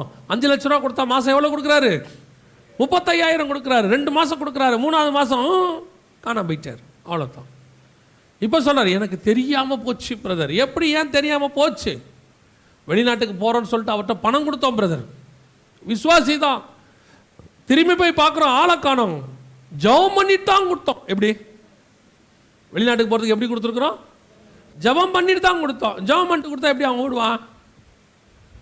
முதல்ல ஜெபம் பண்ணிட்டு கொடுக்கக்கூடாது, கொடுக்கறதுக்கு முன்னாடி ஜெபம் பண்ணணும், கொடுக்கலாமா வேணாமான்னு. அவங்ககிட்ட கொடுக்கலாமா வேணாமான்னு கொடுக்கறதுக்கு முன்னாடி ஜெபம் பண்ணணும். அவர் லேண்டை விற்கிறாருன்னு சொன்னாங்க, காசெல்லாம் கொண்டு போய் கொடுத்துட்டோம். கடைசி நேரத்தில் பார்த்தா லேண்டு அவருது இல்லை, ஃபேக் டாக்குமெண்ட், அட்வான்ஸ். அதில் வேற ஒரு சிலர் நல்ல வேலைங்க 5 லட்ச ரூபா அட்வான்ஸ் தான் கொடுத்தோம், அட்வான்ஸோடு போச்சு, அது 50 லட்சம். இப்போ அந்த 5 லட்சம் யார் கொடுக்கறது திருப்பி? ஏன் பாம்பு குட்டியை நம்பினிய? அதான் வசனம் சொல்லுது, ஆவிகளை பகுத்தறிதல். இது எல்லா விசுவாசிக்கும் கடைசி காலத்தில் இருக்க வேண்டியதான ஒரு வரம். இன்னைக்கு சபைக்குள்ளே இருக்கணும். ஒருத்த வந்து உட்காரும் போதே சொல்லணும். சில ஊழியக்காரங்களாம் உட்காரும் போதே சொல்லுவாங்க. ஒரு பெரிய ஊழியக்காரை பற்றி அவருடைய சாட்சியை கேள்விப்பட்டேன். சாட்சி தான் அது. பெரிய ஸ்தாபனத்தை உருவாக்குனவர். பேர் சொல்ல தப்பு இல்லை, நல்ல விஷயந்தான். கிருபாசனத்தை ஸ்தாபனத்தை உருவாக்குனவர். அந்த ஸ்தாபனத்தினுடைய தலைவர் தாசையாவா இல்லையா, ஏசையாவா, ஏசுதாஸ் ஐயா, அவருடைய சாட்சியை சொன்னாங்க. அவர் இதுக்கு போயிருந்தபோது ஒரு முறை ஒரு விசுவாசி கொண்டு வந்து வீடு பிரதிஷ்டைக்கு பத்திரிக்கை கொடுக்குறார். ஐயா நீங்கள் தான் வந்து என்ன செய்யணும், பிரதிஷ்டை பண்ணணும்னு. பிரதிஷ்டை கார்டு அப்படி வாங்கி என்னைக்கு டேட்டுன்னு பார்க்குறாரு. பார்க்கும் போது சொல்கிறாராம், என்னப்பா பக்கத்து சென்ட்டுக்காரந்த ஒரு 10 சென்ட் சேர்த்து எடுத்து கட்டிட்ட போல தெரியுதுன்னு. இந்த விஷயம் அவருக்கு மட்டும்தான் தெரியும், வேறு யாருக்குமே தெரியாது. யாருக்கு? கட்டினவருக்கு மட்டும்தான் தெரியும், யாருக்குமே தெரியாது. காலில் விழுந்து அழாத குறை. ஐயா சொன்னாராம், போய் முதல்ல அவனுக்குரியது என்ன செய்ய கொடு, வீடு கட்டுற வேலை அப்புறம் பார்த்துக்கலாம். பார்த்த உடனே அறிகிற அறிவு இருக்குது பாருங்க. இதுதான் கர்த்தர் நமக்கு கொடுத்துருக்கிற பெரிய கிஃப்ட்டு. ஒருத்தனை பார்க்கும்போதே அவன் ஆவியில் ஒரு கலக்கம் வரணும். ஒருத்தனை பார்க்கும்போது அவன் ஆவியில் ஒரு சந்தோஷம் வரணும். இவன் கர்த்தரால் அனுப்பப்பட்டவன். ஒருத்தனை பார்க்கும்போது ஒரு வேளை அவன் பிசாசால் வந்திருக்கானா, உனக்குள்ளே என்ன வரணும், ஒரு கலக்கம் வரணும். அந்த கலக்கம் தான் உனக்கு கர்த்தர் கொடுக்கறதான சிக்னல். இவங்கிட்ட கேர்ஃபுல்லாக இரு, இவன் வேண்டாம் அப்படின்னு. எனக்கு ரொம்ப ஆச்சரியம். அந்த அந்த அந்த கலக்கம், அந்த சிக்னல் இல்லை, அது பொதுவாக ஆண்டவர் வந்து சகோதரிமார்களுக்கு கொடுத்து வச்சிருக்கிறாரு. ஆவிக்குரிய சகோதரிகளுக்கு பொதுவாகவே அது பெண்களுக்கு உண்டு, ஆவிக்குரிய சகோதரிகளுக்கு நல்லா உண்டு. இந்த பாஸ்டர் இருக்கிறார்ல, பொதுவாக பாஸ்டர்ஸ் இருக்காங்கள்ல ஊழியக்காரங்க, எல்லாரையும் சொல்கிறேன், நிறைய பேர் பாஸ்டர்ஸ்ட்ட ஒரு சுபாவம் என்னென்னா, யாராவது வழியில் இந்த கஷ்டப்படுற பாஸ்டரை பார்த்தா உடனே வீட்டுக்கு கூப்பிட்டு வந்துடுவாங்க. கூப்பிட்டு வந்து மா காஃபி ஒன்று போடு அப்படின்னு. இந்த காஃபி போடுன்னு உடனே அந்த பாஸ்டர்மா இருக்காங்களே வீட்டில், அவங்க என்ன பண்ணுவாங்கன்னா அப்படி எட்டி இப்படி பார்ப்பாங்க, இன்றைக்கி யாரை கூப்பிட்டு வந்தார் தெரியலையே அப்படின்னு எட்டி பார்ப்பாங்க. பார்த்த உடனே அந்த பாஸ்டரை எப்பா கொஞ்சம் உள்ளே வாங்க அப்படின்னாங்கன்னா வந்தவன் ஃபெயில்னு அர்த்தம். கரெக்ட் தானே? நீங்கள் என்ன நினைக்கிறீங்க? கூட்டே வர்றதில்ல. உள்ளே வாங்க அப்படின்னு சொன்னாங்கன்னா வந்தவன் ஃபெயில்னு அர்த்தம். உள்ளே போனோன்னே கேட்பாங்க, யார் இருந்தாலும் பார்க்குறதுக்கே சரியில்லை, எனக்கு என்னவோ மனசுக்கு சரியா இல்லை, எதுக்கு கூப்பிட்டு வந்தீங்க? உடனே இவர், நீ வாயை மூடிட்டு காஃபியை போடும். எப்போ பார்த்தாலும் எல்லாரும் இப்படியே பேசிக்கிட்டு, அவர் எவ்வளோ கஷ்டப்படுற மனுஷன் தெரியுமா, போயிடுவார். சில பாஸ்டர் அப்படி எட்டி பார்த்துட்டு இதை எடுத்துகிட்டு வரம்பான்னா வந்தவன் பாஸு, ஓகே ரைட்டு வந்தவன் பாஸ். அப்புறம் ஒரு 3-4 மாதம் இருக்கும், பாஸ்டர் இப்படியே வானத்தை பார்த்து உட்காந்துருப்பார் வீட்டில். இந்த பாஸ்டர்மா கிட்ட வந்து கேட்பான், என்னாச்சு அப்படின்னு. அன்றைக்கி ஒருத்தர் வந்தார் இல்லைம்மா, அந்த அம்மாவுக்கு அப்பயே தெரியும், என்னாச்சு, அவர் நல்லவர் இல்லை போலம்மா. அடுத்த கேள்வி பாஸ்டர்மா கேட்பாங்க, எவ்வளோ போச்சு? ஒரு 10,000 ரூபா தான்மா நம்ம கொடுத்தேன், ஆனால் நிறைய பேர் ஏமாந்துருக்காங்க. இவர் அதில் கூட ஒத்துக்க மாட்டார், தான் நிறையா ஏமாந்துட்டோன்றது என்ன செய்ய மாட்டார், ஒத்துக்க மாட்டார். நம்ம ஒரு 10,000 தான்மா கொடுத்தோம், ஆனால் நிறைய பாஸ்டர்ஸ்ட்டை வாங்கி ஏமாற்றிட்டார் போல், பார்க்குறதுக்கு நல்லவர. அந்த பாஸ்டர்மா உடனே சொல்லுவாங்க, நான் தான் உனக்கு பார்த்த உடனே சொன்னனே அந்த முகம் சரியில்லை. எப்படி கண்டுபிடிச்சாங்க? எப்படி கண்டுபிடிச்சாங்கன்னா, அவங்க ஒரு தடவை ஏதேனில் ஏமாந்துட்டாங்க. அதுக்கப்புறம் யார் பேசினாலும் அவங்க பாம்பு பேசுகிறதா தான் பார்ப்பாங்க. இது பாம்பு பேசுது, அப்புறமா தான் இல்லை இது நல்ல ஆட்டுக்குட்டி தான் அப்படிங்கிறத அவங்க நம்புவாங்க. இன்றைக்கி கடைசி காலத்தில் நமக்கு பாம்பு பேசுதா ஆட்டு பேசுதான்னு நமக்கு தெரிய மாட்டேங்குது. கர்த்தரே பேசினாலும் ஓடிடுறோம். நீங்கள் என்ன கூப்பிட்டீங்களா, நீங்கள் என்ன கூப்பிட்டீங்களா? முதல்ல சபைக்கு இருக்க வேண்டிய 2வது மிக முக்கியமான அறிவு ஆவிகளை பகுத்தறிதல். கர்த்தர் உங்களை ஏமாளியாக இருக்க சொல்லவே இல்லை. சிலர் ஏமாளியாக இருக்கிறத குவாலிஃபிகேஷனாக நினச்சிக்கிறாங்க. நான் ரொம்ப ஏமாளிங்க, எல்லாரும் என்ன ஏமாற்றிட்டு போகிறாங்க, லூசுன்னு அர்த்தம். கர்த்தர் எங்கேயாவது ஏமாளியாக இருக்க சொன்னாரா? தெளிவாக சொன்னார், புறாக்களை போல கபடற்றவர்களாக இருங்கள், சர்பத்தை போல வினா உள்ளவர்களாக. நீ என்ன, நான் இரக்க சுபாவம் உள்ளவன், ஆனால் ஏமாளி கிடையாதுங்கிறது தெரியணும். பாருங்க, யூதாஸ் காட்டி கொடுக்க போறாரு. ஏசுநாதருக்கு தெளிவாக சொல்லி அனுப்புகிறாரு, உங்களில் ஒருவன் என்னை காட்டி கொடுப்பான். அடுத்து யூதாசை பார்த்து சொல்வார், நீ செய்கிறதை துரிதமாய் செய். அவருடைய அர்த்தம் என்ன? இது பாரு, நீ என்னை ஒன்றும் எனக்கு தெரியாமலாம் பிடிச்சி கொடுக்கல, நீ தான் என்னை காட்டி கொடுக்க போகிறேன்னு எனக்கு தெரியும், இன்றைக்கி நைட்டு நீ என்னை காட்ட போகிறேன்னு எனக்கு தெரியும், போய் செய்கிற வேலையை சீக்கிரம் செஞ்சு முடிப்போ. அதோட அர்த்தம் என்ன தெரியுமா? நீ என்னை ஒன்றும் காட்டி கொடுக்கல, பிடிக்கல, நானாக தான் வந்து மாட்டுறேன். அதோட அர்த்தம் நான் ஏமாளிலாம் கிடையாது, எனக்கு எல்லாம் தெரியும்னு அர்த்தம். ஏசுநாதருக்கு எல்லாம் தெரியும். அப்படித்தான் உங்களையும் என்னையும் இருக்க சொல்கிறாரு. ஏமாளியாக இருக்காதீங்க, இரக்க சுபாவமாக இருங்க. ஒருத்தன் கஷ்டப்படுறான்னா கொடுங்க, ஆனால் ஏமாளியாக இருக்காதீங்க. ஆண்டவர் ஏமாளியாக இருக்கவே சொல்ல. நீ ஏமாளியாக இருந்தினா, தெரிஞ்சு நீ ஏமாளி ஆயிட்டினா அதுக்கு பொறுப்பு கர்த்தர் இல்லை. உன்னை ஏமாத்தினவனுக்கு நியாய தீர்ப்பு கொடுத்துருவாரு. ஏமாந்த உனக்குலாம் ஆண்டவர் திருப்பி 2 மடங்கு 3 மடங்குலாம் தரமாட்டார். உனக்கு ஆண்டவர் எப்போ தருவார் தெரியுமா? அவர் கொடுக்கறத நீ பத்திரமா வச்சுக்கணும். 5 10 ஆக்கணும், 2 4 ஆக்கணும். கர்த்தர் உன்னை ஏமாந்து உன்னை போய் எல்லாத்தையும் ஏமாற சொல்லவே இல்லை. எங்கே சொன்னார் ஆண்டவர்? எப்படி சொன்னார் சொல்லுங்க? திருப்பி திருப்பி ஆண்டவர் தெளிவாக சொல்வார், கேர்ஃபுல்லாரு, கேர்ஃபுல்லாரு, கவனமாயிரு, ஜாக்கிரதையாயிரு. எந்த இடத்துலையும் ஆண்டவர் நீ ஏமாளியாகிரு, நீ எவ்வளோ ஏமாளியாக இருக்கிறோ அவ்வளோ உன்னை ஆசீர்வதிப்பேன் பைபிள் சொல்லுதா? கிடையவே கிடையாது. நீங்கள் இரக்கமாக இருங்க, இல்லாதவங்களுக்கு கொடுங்க, ஏழைகளுக்கு கொடுங்க, கஷ்டப்படுறவனுக்கு கொடுங்க, விதவைகளுக்கு கொடுங்க. அதெல்லாம் ஆண்டவர் ஒன்றுமே சொல்லலை. இந்த குடியார ஒருத்தன் வந்து கேட்பான், அவன் குடியாரன் நல்லா தெரியும், ஏமாற்றி வாங்கிட்டு போயிட்டாங்க. ஆண்டவர் சொல்ல போல, அவனை பார்த்தாலே ஊருக்கே தெரியுது குடியாரன்னு. நீ ஏன் கொடுத்த? இல்லை, அவர் வந்து அழகாக சோத்திரம் சொன்னார். ஒரு ஒரு ஊழியக்காரர் எனக்கு ஃபோன் பண்ணார். நான் வந்து பயங்கர அறிவாளின்னு பேசலை, நான்லாம் ஏமாளியாக இருந்ததுனால உங்களுக்கு சொல்கிறேன். ஒரு பெரிய ஊழியக்காரர், பெரியவெல்லாம் இல்லை, அவன்லாம் பெரியவன் கிடையாது, ஒரு ஊழியக்காரர் எனக்கு ஃபோன் பண்ணார். ஃபோன் பண்ணி, அண்ணே எங்களுக்கு லாஸ்ட் மினிட்டில் சர்ச்சு ரிஜிஸ்டர் பண்ணுற வேலை வந்துருச்சுண்ணே, எல்லாம் முடிஞ்சிருச்சுண்ணே, இன்னும் ஒரு 25,000 ரூபா இருந்தால் சர்ச் ரிஜிஸ்டர் இப்போ பண்ணிடலாண்ணா, இன்றைக்கி காலைல 11 மணிக்குண்ணே, கொஞ்சம் அர்ஜென்ட்டுண்ணே அப்படின்னு. உண்மையிலே எங்கிட்ட அன்றைக்கி என்ன இல்லை, காசு இல்லை, 25,000 இல்லை. உண்மையிலே அன்றைக்கி என்கிட்ட ஒரு 2,000 ரூபாய் நம்ம தான் இருந்துச்சு. நான் சொன்னேன், உண்மையிலே என்கிட்ட இல்லை பிரதர். இத்தனைக்கும் அவர் என்னை முன்ன பின்ன கூட பார்த்ததில்லை, என் சீடியை கேட்டிருக்காராம். உடனே அவர் ஃபோன் பண்ணி, அப்புறம் சரிண்ணே பரவாயில்லண்ணே அப்படின்னு வச்சுட்டார். அப்புறம் ஒரு 10 நிமிஷம் கழிச்சு ஃபோன் பண்ணி, அண்ணே ஒரு 15,000 ரூபா ரெடி பண்ணிட்டேனே, ஒரு 10,000 ரூபா இருந்த போதுண்ணே, பண்ணிடலானேன்னார்.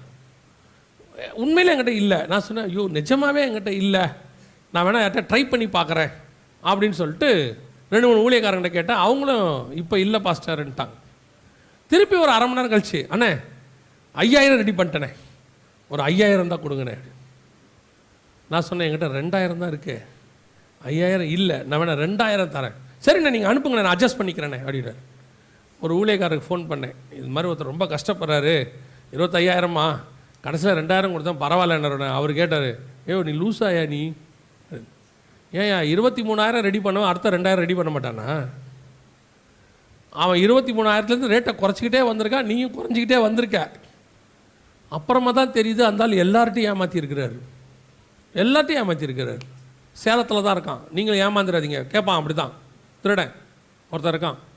எதுக்கு சொல்கிறேன்னா, நம்மக்கிட்ட இருக்கிறதான இரக்க சுபாவத்தை அவங்க ஏமாளித்தனமாக நினச்சிக்கிறாங்க. நீங்கள் ஏமாறக்கூடாதுன்னு கர்த்தர் சொல்கிறார், கேர்ஃபுல்லாக இருக்க சொல்கிறார்.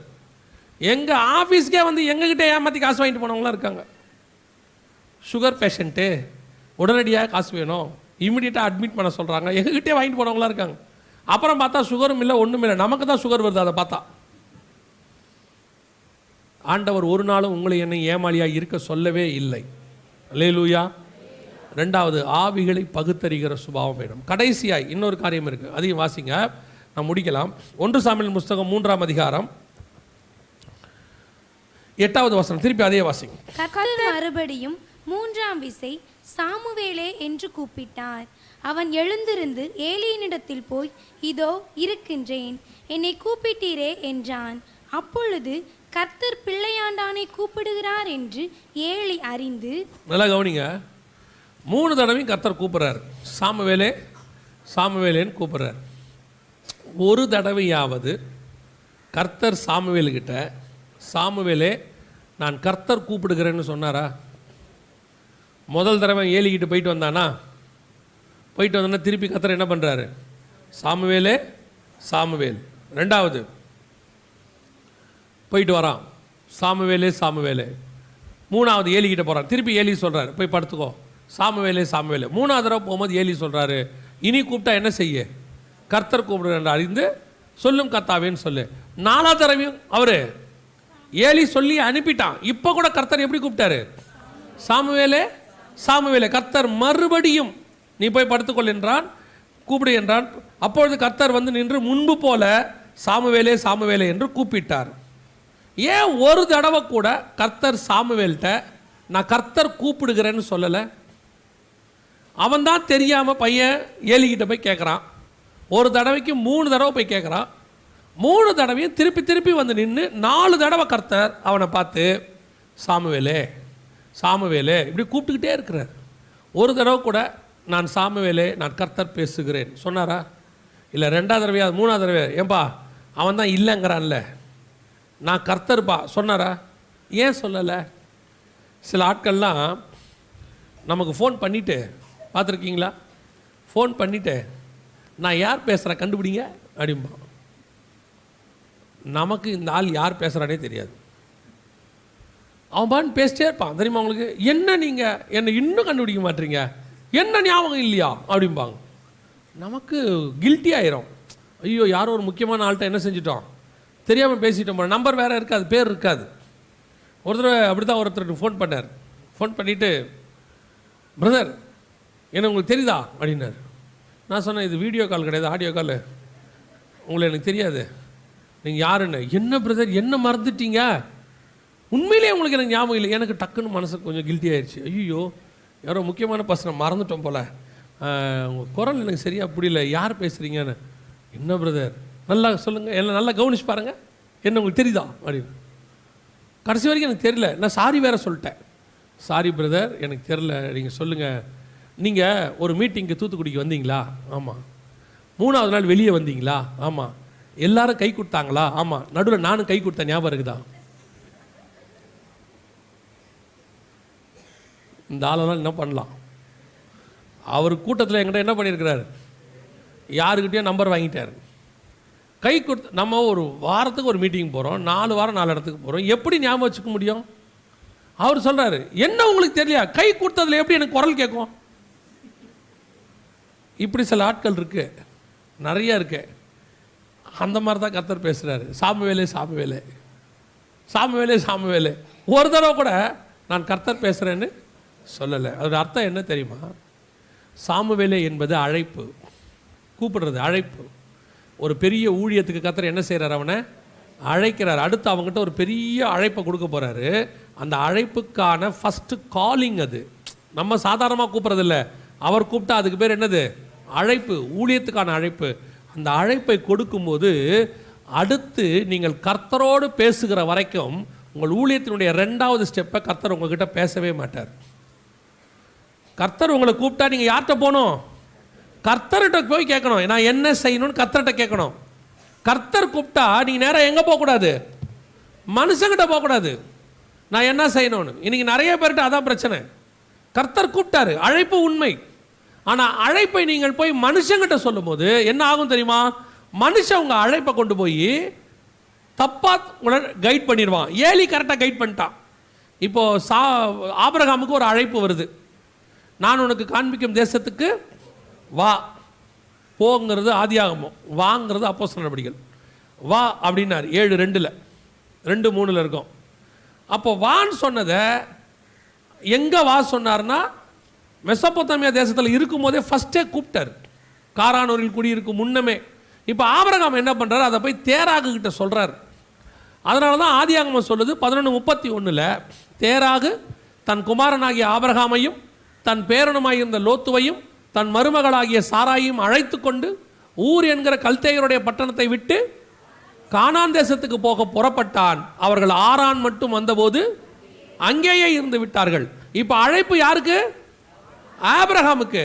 ஆனால் ஆபிரகாமுடைய அழைப்பை யார் கொண்டு போனது? தேராகு. ஏன்னா ஆபிரகாம் யார்கிட்ட போய் ஷேர் பண்ணாரு. இப்போ தேராகு எங்கே கூட்டிகிட்டு போயிட்டாரு? கானானுக்கு கூட்டிகிட்டு போல, ஆரானுக்கு கூட்டிகிட்டு போயிட்டாரு. ஆரானில் கொண்டு போய் விட்டுட்டார். ஆரானிலேயே அவர்கள் தங்கி விட்டார்கள்னு இருக்க. கர்த்தர் ஆபிரகாமை நோக்கி 12:1 நான் உனக்கு காண்பிக்கும் தேசத்துக்கு போ என்றார். இது 2வது. வான்னு சொன்னது ஃபஸ்ட்டு அப்போஸ்தலர் நடவடிக்கையில் இருக்கு, போன்னு சொன்னது ரெண்டாவது ஆதியாகமத்தில் இருக்கு. அப்போது நீங்கள் உங்களுக்கு கொடுக்கப்படுகிற அழைப்பை நீங்கள் எந்த மனுஷங்கிட்டையும் போய் என்ன செய்யக்கூடாது, ஷேர் பண்ணக்கூடாது. உங்களுக்கு கர்த்தர் ஒன்று சொன்னால் அதை கர்த்தர்கிட்டயே போய் கேட்கணும்.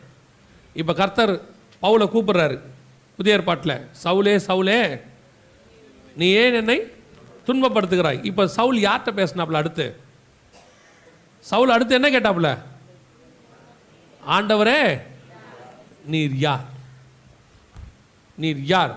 அடுத்த வார்த்தை கர்த்தர் சொன்னார், நீ துன்பப்படுத்துகிற இயேசு நானே. இந்த நீர் யாருன்னு சவுல் கர்த்தரை கேட்டதுக்கு பதிலாக சாமுவேல் ஏலியை போய் கேட்டான். இவ்வளோதான் வித்தியாசம். கர்த்தர் சாமுவேலை கூப்பிட்டதும் சாமுவேலே சாமுவேலே, அங்கே சவுலே சவுலே. இப்போ ஆனால் சவுல் டைரக்ட் ரெஸ்பான்ஸ் யாருக்கு கொடுக்குறாரு? நியாயமாக சவுல் என்ன பண்ணிருக்கணும் தெரியுமா?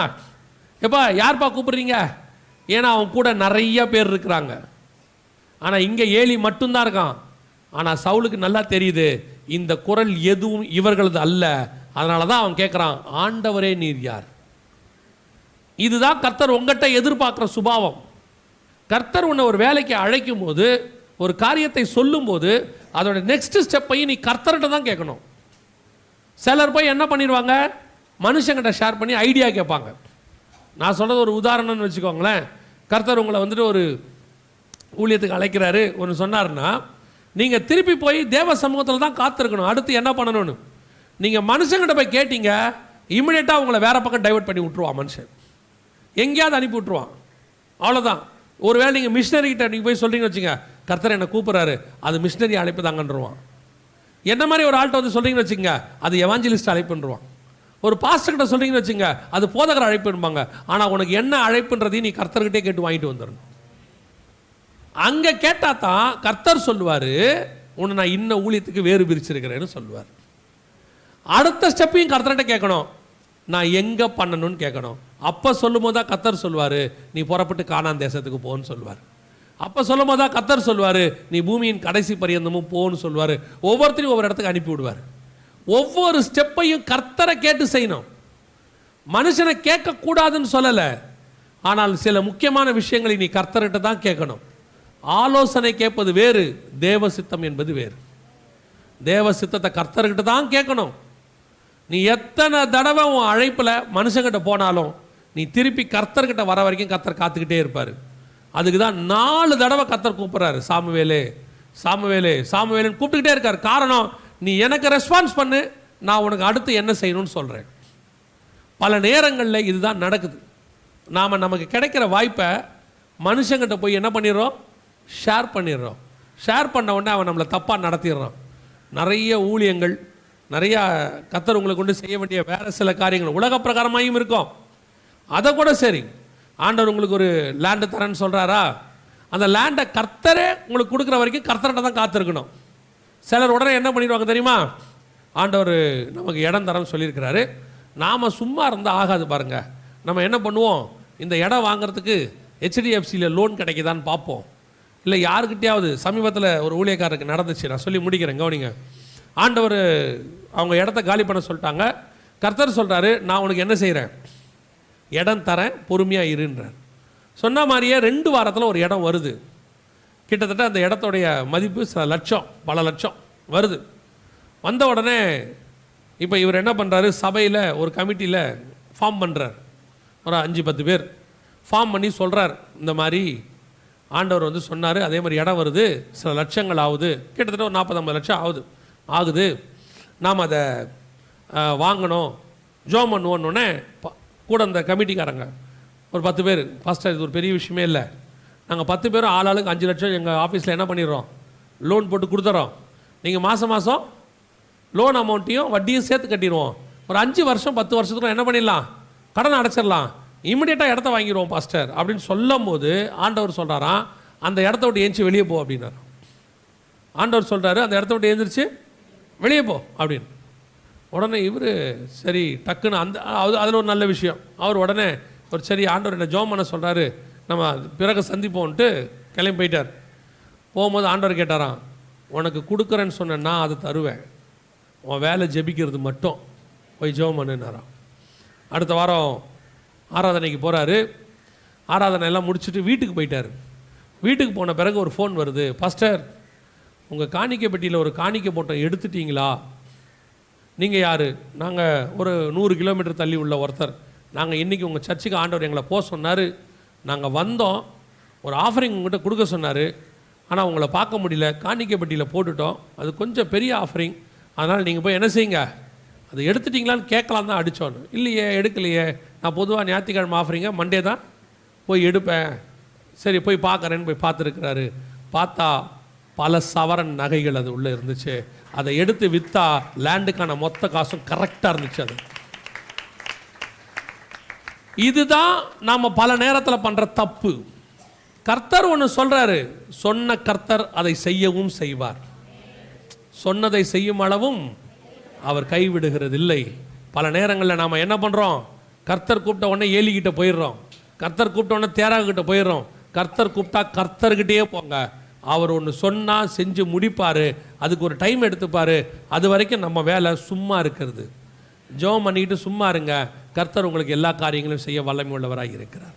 இன்றைக்கி நிறைய சாமுவேல்கள் படுத்திருக்கிறாங்க, ஆனால் தேவனை அறிகிற அறிவு இல்லை. படுத்திருக்கிறாங்க, ஊழியக்காரனுடைய சத்தம் தெரியல. படுத்திருக்கிறாங்க, திருப்பி தேவன்கிட்ட பேசணுன்ற அறிவு இல்லை. என்ன காரணம்? அந்த வசனத்தை மட்டும் வாசிங்க, முடிக்கலாம். 7வது வசனம் வாசிங்க.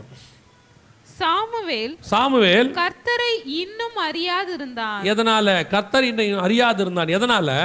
கர்த்தருடைய வார்த்தை அவனுக்கு இன்னும் வெளிப்படவில்லை. அப்ப இவ்வளவுக்கும் உங்களுக்கு என்ன வேணும்? வார்த்தையில வெளிப்பாடு வேணும். அவ்வளவுதான். உங்க கையில் இருக்கிற வார்த்தை தான் வெளிப்பாடுகளுக்கான வார்த்தை. இந்த வார்த்தையை நீங்க எவ்வளவுக்கு எவ்வளவு படிக்கிறீங்களோ அவ்வளவுக்கு அவ்வளவு கர்த்தரை பற்றின வெளிப்பாடு வந்துக்கிட்டே இருக்கும். கர்த்தரை பற்றின அறிவு வரும். கர்த்தர் கூப்பிடும் போது திருப்பி பேச சொல்லும். ஆவியானவர் உங்களை நடத்துவார். எல்லாம் எதில் இருக்குன்னு கேட்டிங்கன்னா உங்கள் கையில் இருக்கிற வேதத்தில் தான் இருக்கு. அதான் வசனம் சொல்லுது, கர்த்தருடைய வார்த்தை இன்னும் வெளிப்படவில்லை. வார்த்தை இருக்கு, வெளிப்பாடு இல்லை. என்ன பெரிய ஆச்சரியம் தெரியுமா? அந்த வசனத்தை வாசிங்க. 1 சாமுவேல் புஸ்தகம் 3ஆம் அதிகாரம் 1வது வசனத்தை வாசிங்க. சாமுவேல் என்னும் பிள்ளையாண்டான் ஏலிக்கு முன்பாக கர்த்தருக்கு பணிவிடை செய்து கொண்டிருந்தான். அந்நாட்களிலே கர்த்தருடைய வசனம் அபூர்வமாயிருந்தது, பிரத்யட்சமான தரிசனம் இருந்ததில்லை. அதுதான் காரணம். கர்த்தருடைய வார்த்தை அபூர்வமாயிருந்தது. அதனால கர்த்தருடைய வார்த்தையில் அவனுக்கு என்ன இல்லை? வெளிப்பாடு இல்லை. கர்த்தருடைய வார்த்தை நல்லா வாசிச்சு டெய்லி தியானிச்சு உனக்கு வெளிப்பாடு இருக்குமானால் கர்த்தருடைய சத்தம்னா உனக்கு என்னன்னு கேட்கும். கர்த்தருடைய வார்த்தையில் வெளிப்பாடு இருக்குமானால் கர்த்தருடைய அழைப்பு என்ன என்பது உனக்கு தெரியும். கர்த்தருடைய வார்த்தையில் உனக்கு வெளிப்பாடு இருக்குமானால் தேவ சித்தம் என்ன என்பது உனக்கு தெரியும். இன்னைக்கு தேவ சித்தமும் தெரியல, கர்த்தருடைய சத்தமும் தெரியல, கர்த்தருடைய அழைப்பும் தெரியல. எல்லாத்துக்கும் கன்ஃபியூஷன். இது ஆண்டவர் கூப்பிட்றாரா, கூப்பிடலையா, இதான் தேவ சித்தமா இல்லையா, என்ன ஆண்டவர் இதை பண்ண சொல்கிறாரா, பண்ண சொல்லலையா? இது எல்லாத்துக்கும் என்ன காரணம்? ஒரே ஒரு காரணம், கர்த்தருடைய வார்த்தையில் என்ன இல்லை? வெளிப்பாடு இல்லை. நீ கர்த்தருடைய வார்த்தை உனக்கு அபூர்வமாக இருக்குது. எப்பயாவது ஒரு நாள் படிச்சுட்டு எப்பயாவது ஒரு நாள் செய்தி கேட்டுட்டு இருந்தால் அப்படி தான் இருக்கும். நல்லா வேதம் வாசிங்க, நல்லா படிங்க, நல்லா தியானிங்க. கர்த்தர் உனக்கு வெளிப்பாடை கொடுப்பார். அந்த வெளிப்பாடு உன்னை நடத்தும். அந்த வெளிப்பாடு கர்த்தருடைய சத்தத்தை அறிய பண்ணும். அந்த வெளிப்பாடு உன் அழைப்பிலே உன்னை கடைசி வரைக்கும் ஓட வைக்கும். அல்லேலூயா. நாம் ஜெபிக்க போகிறோம்.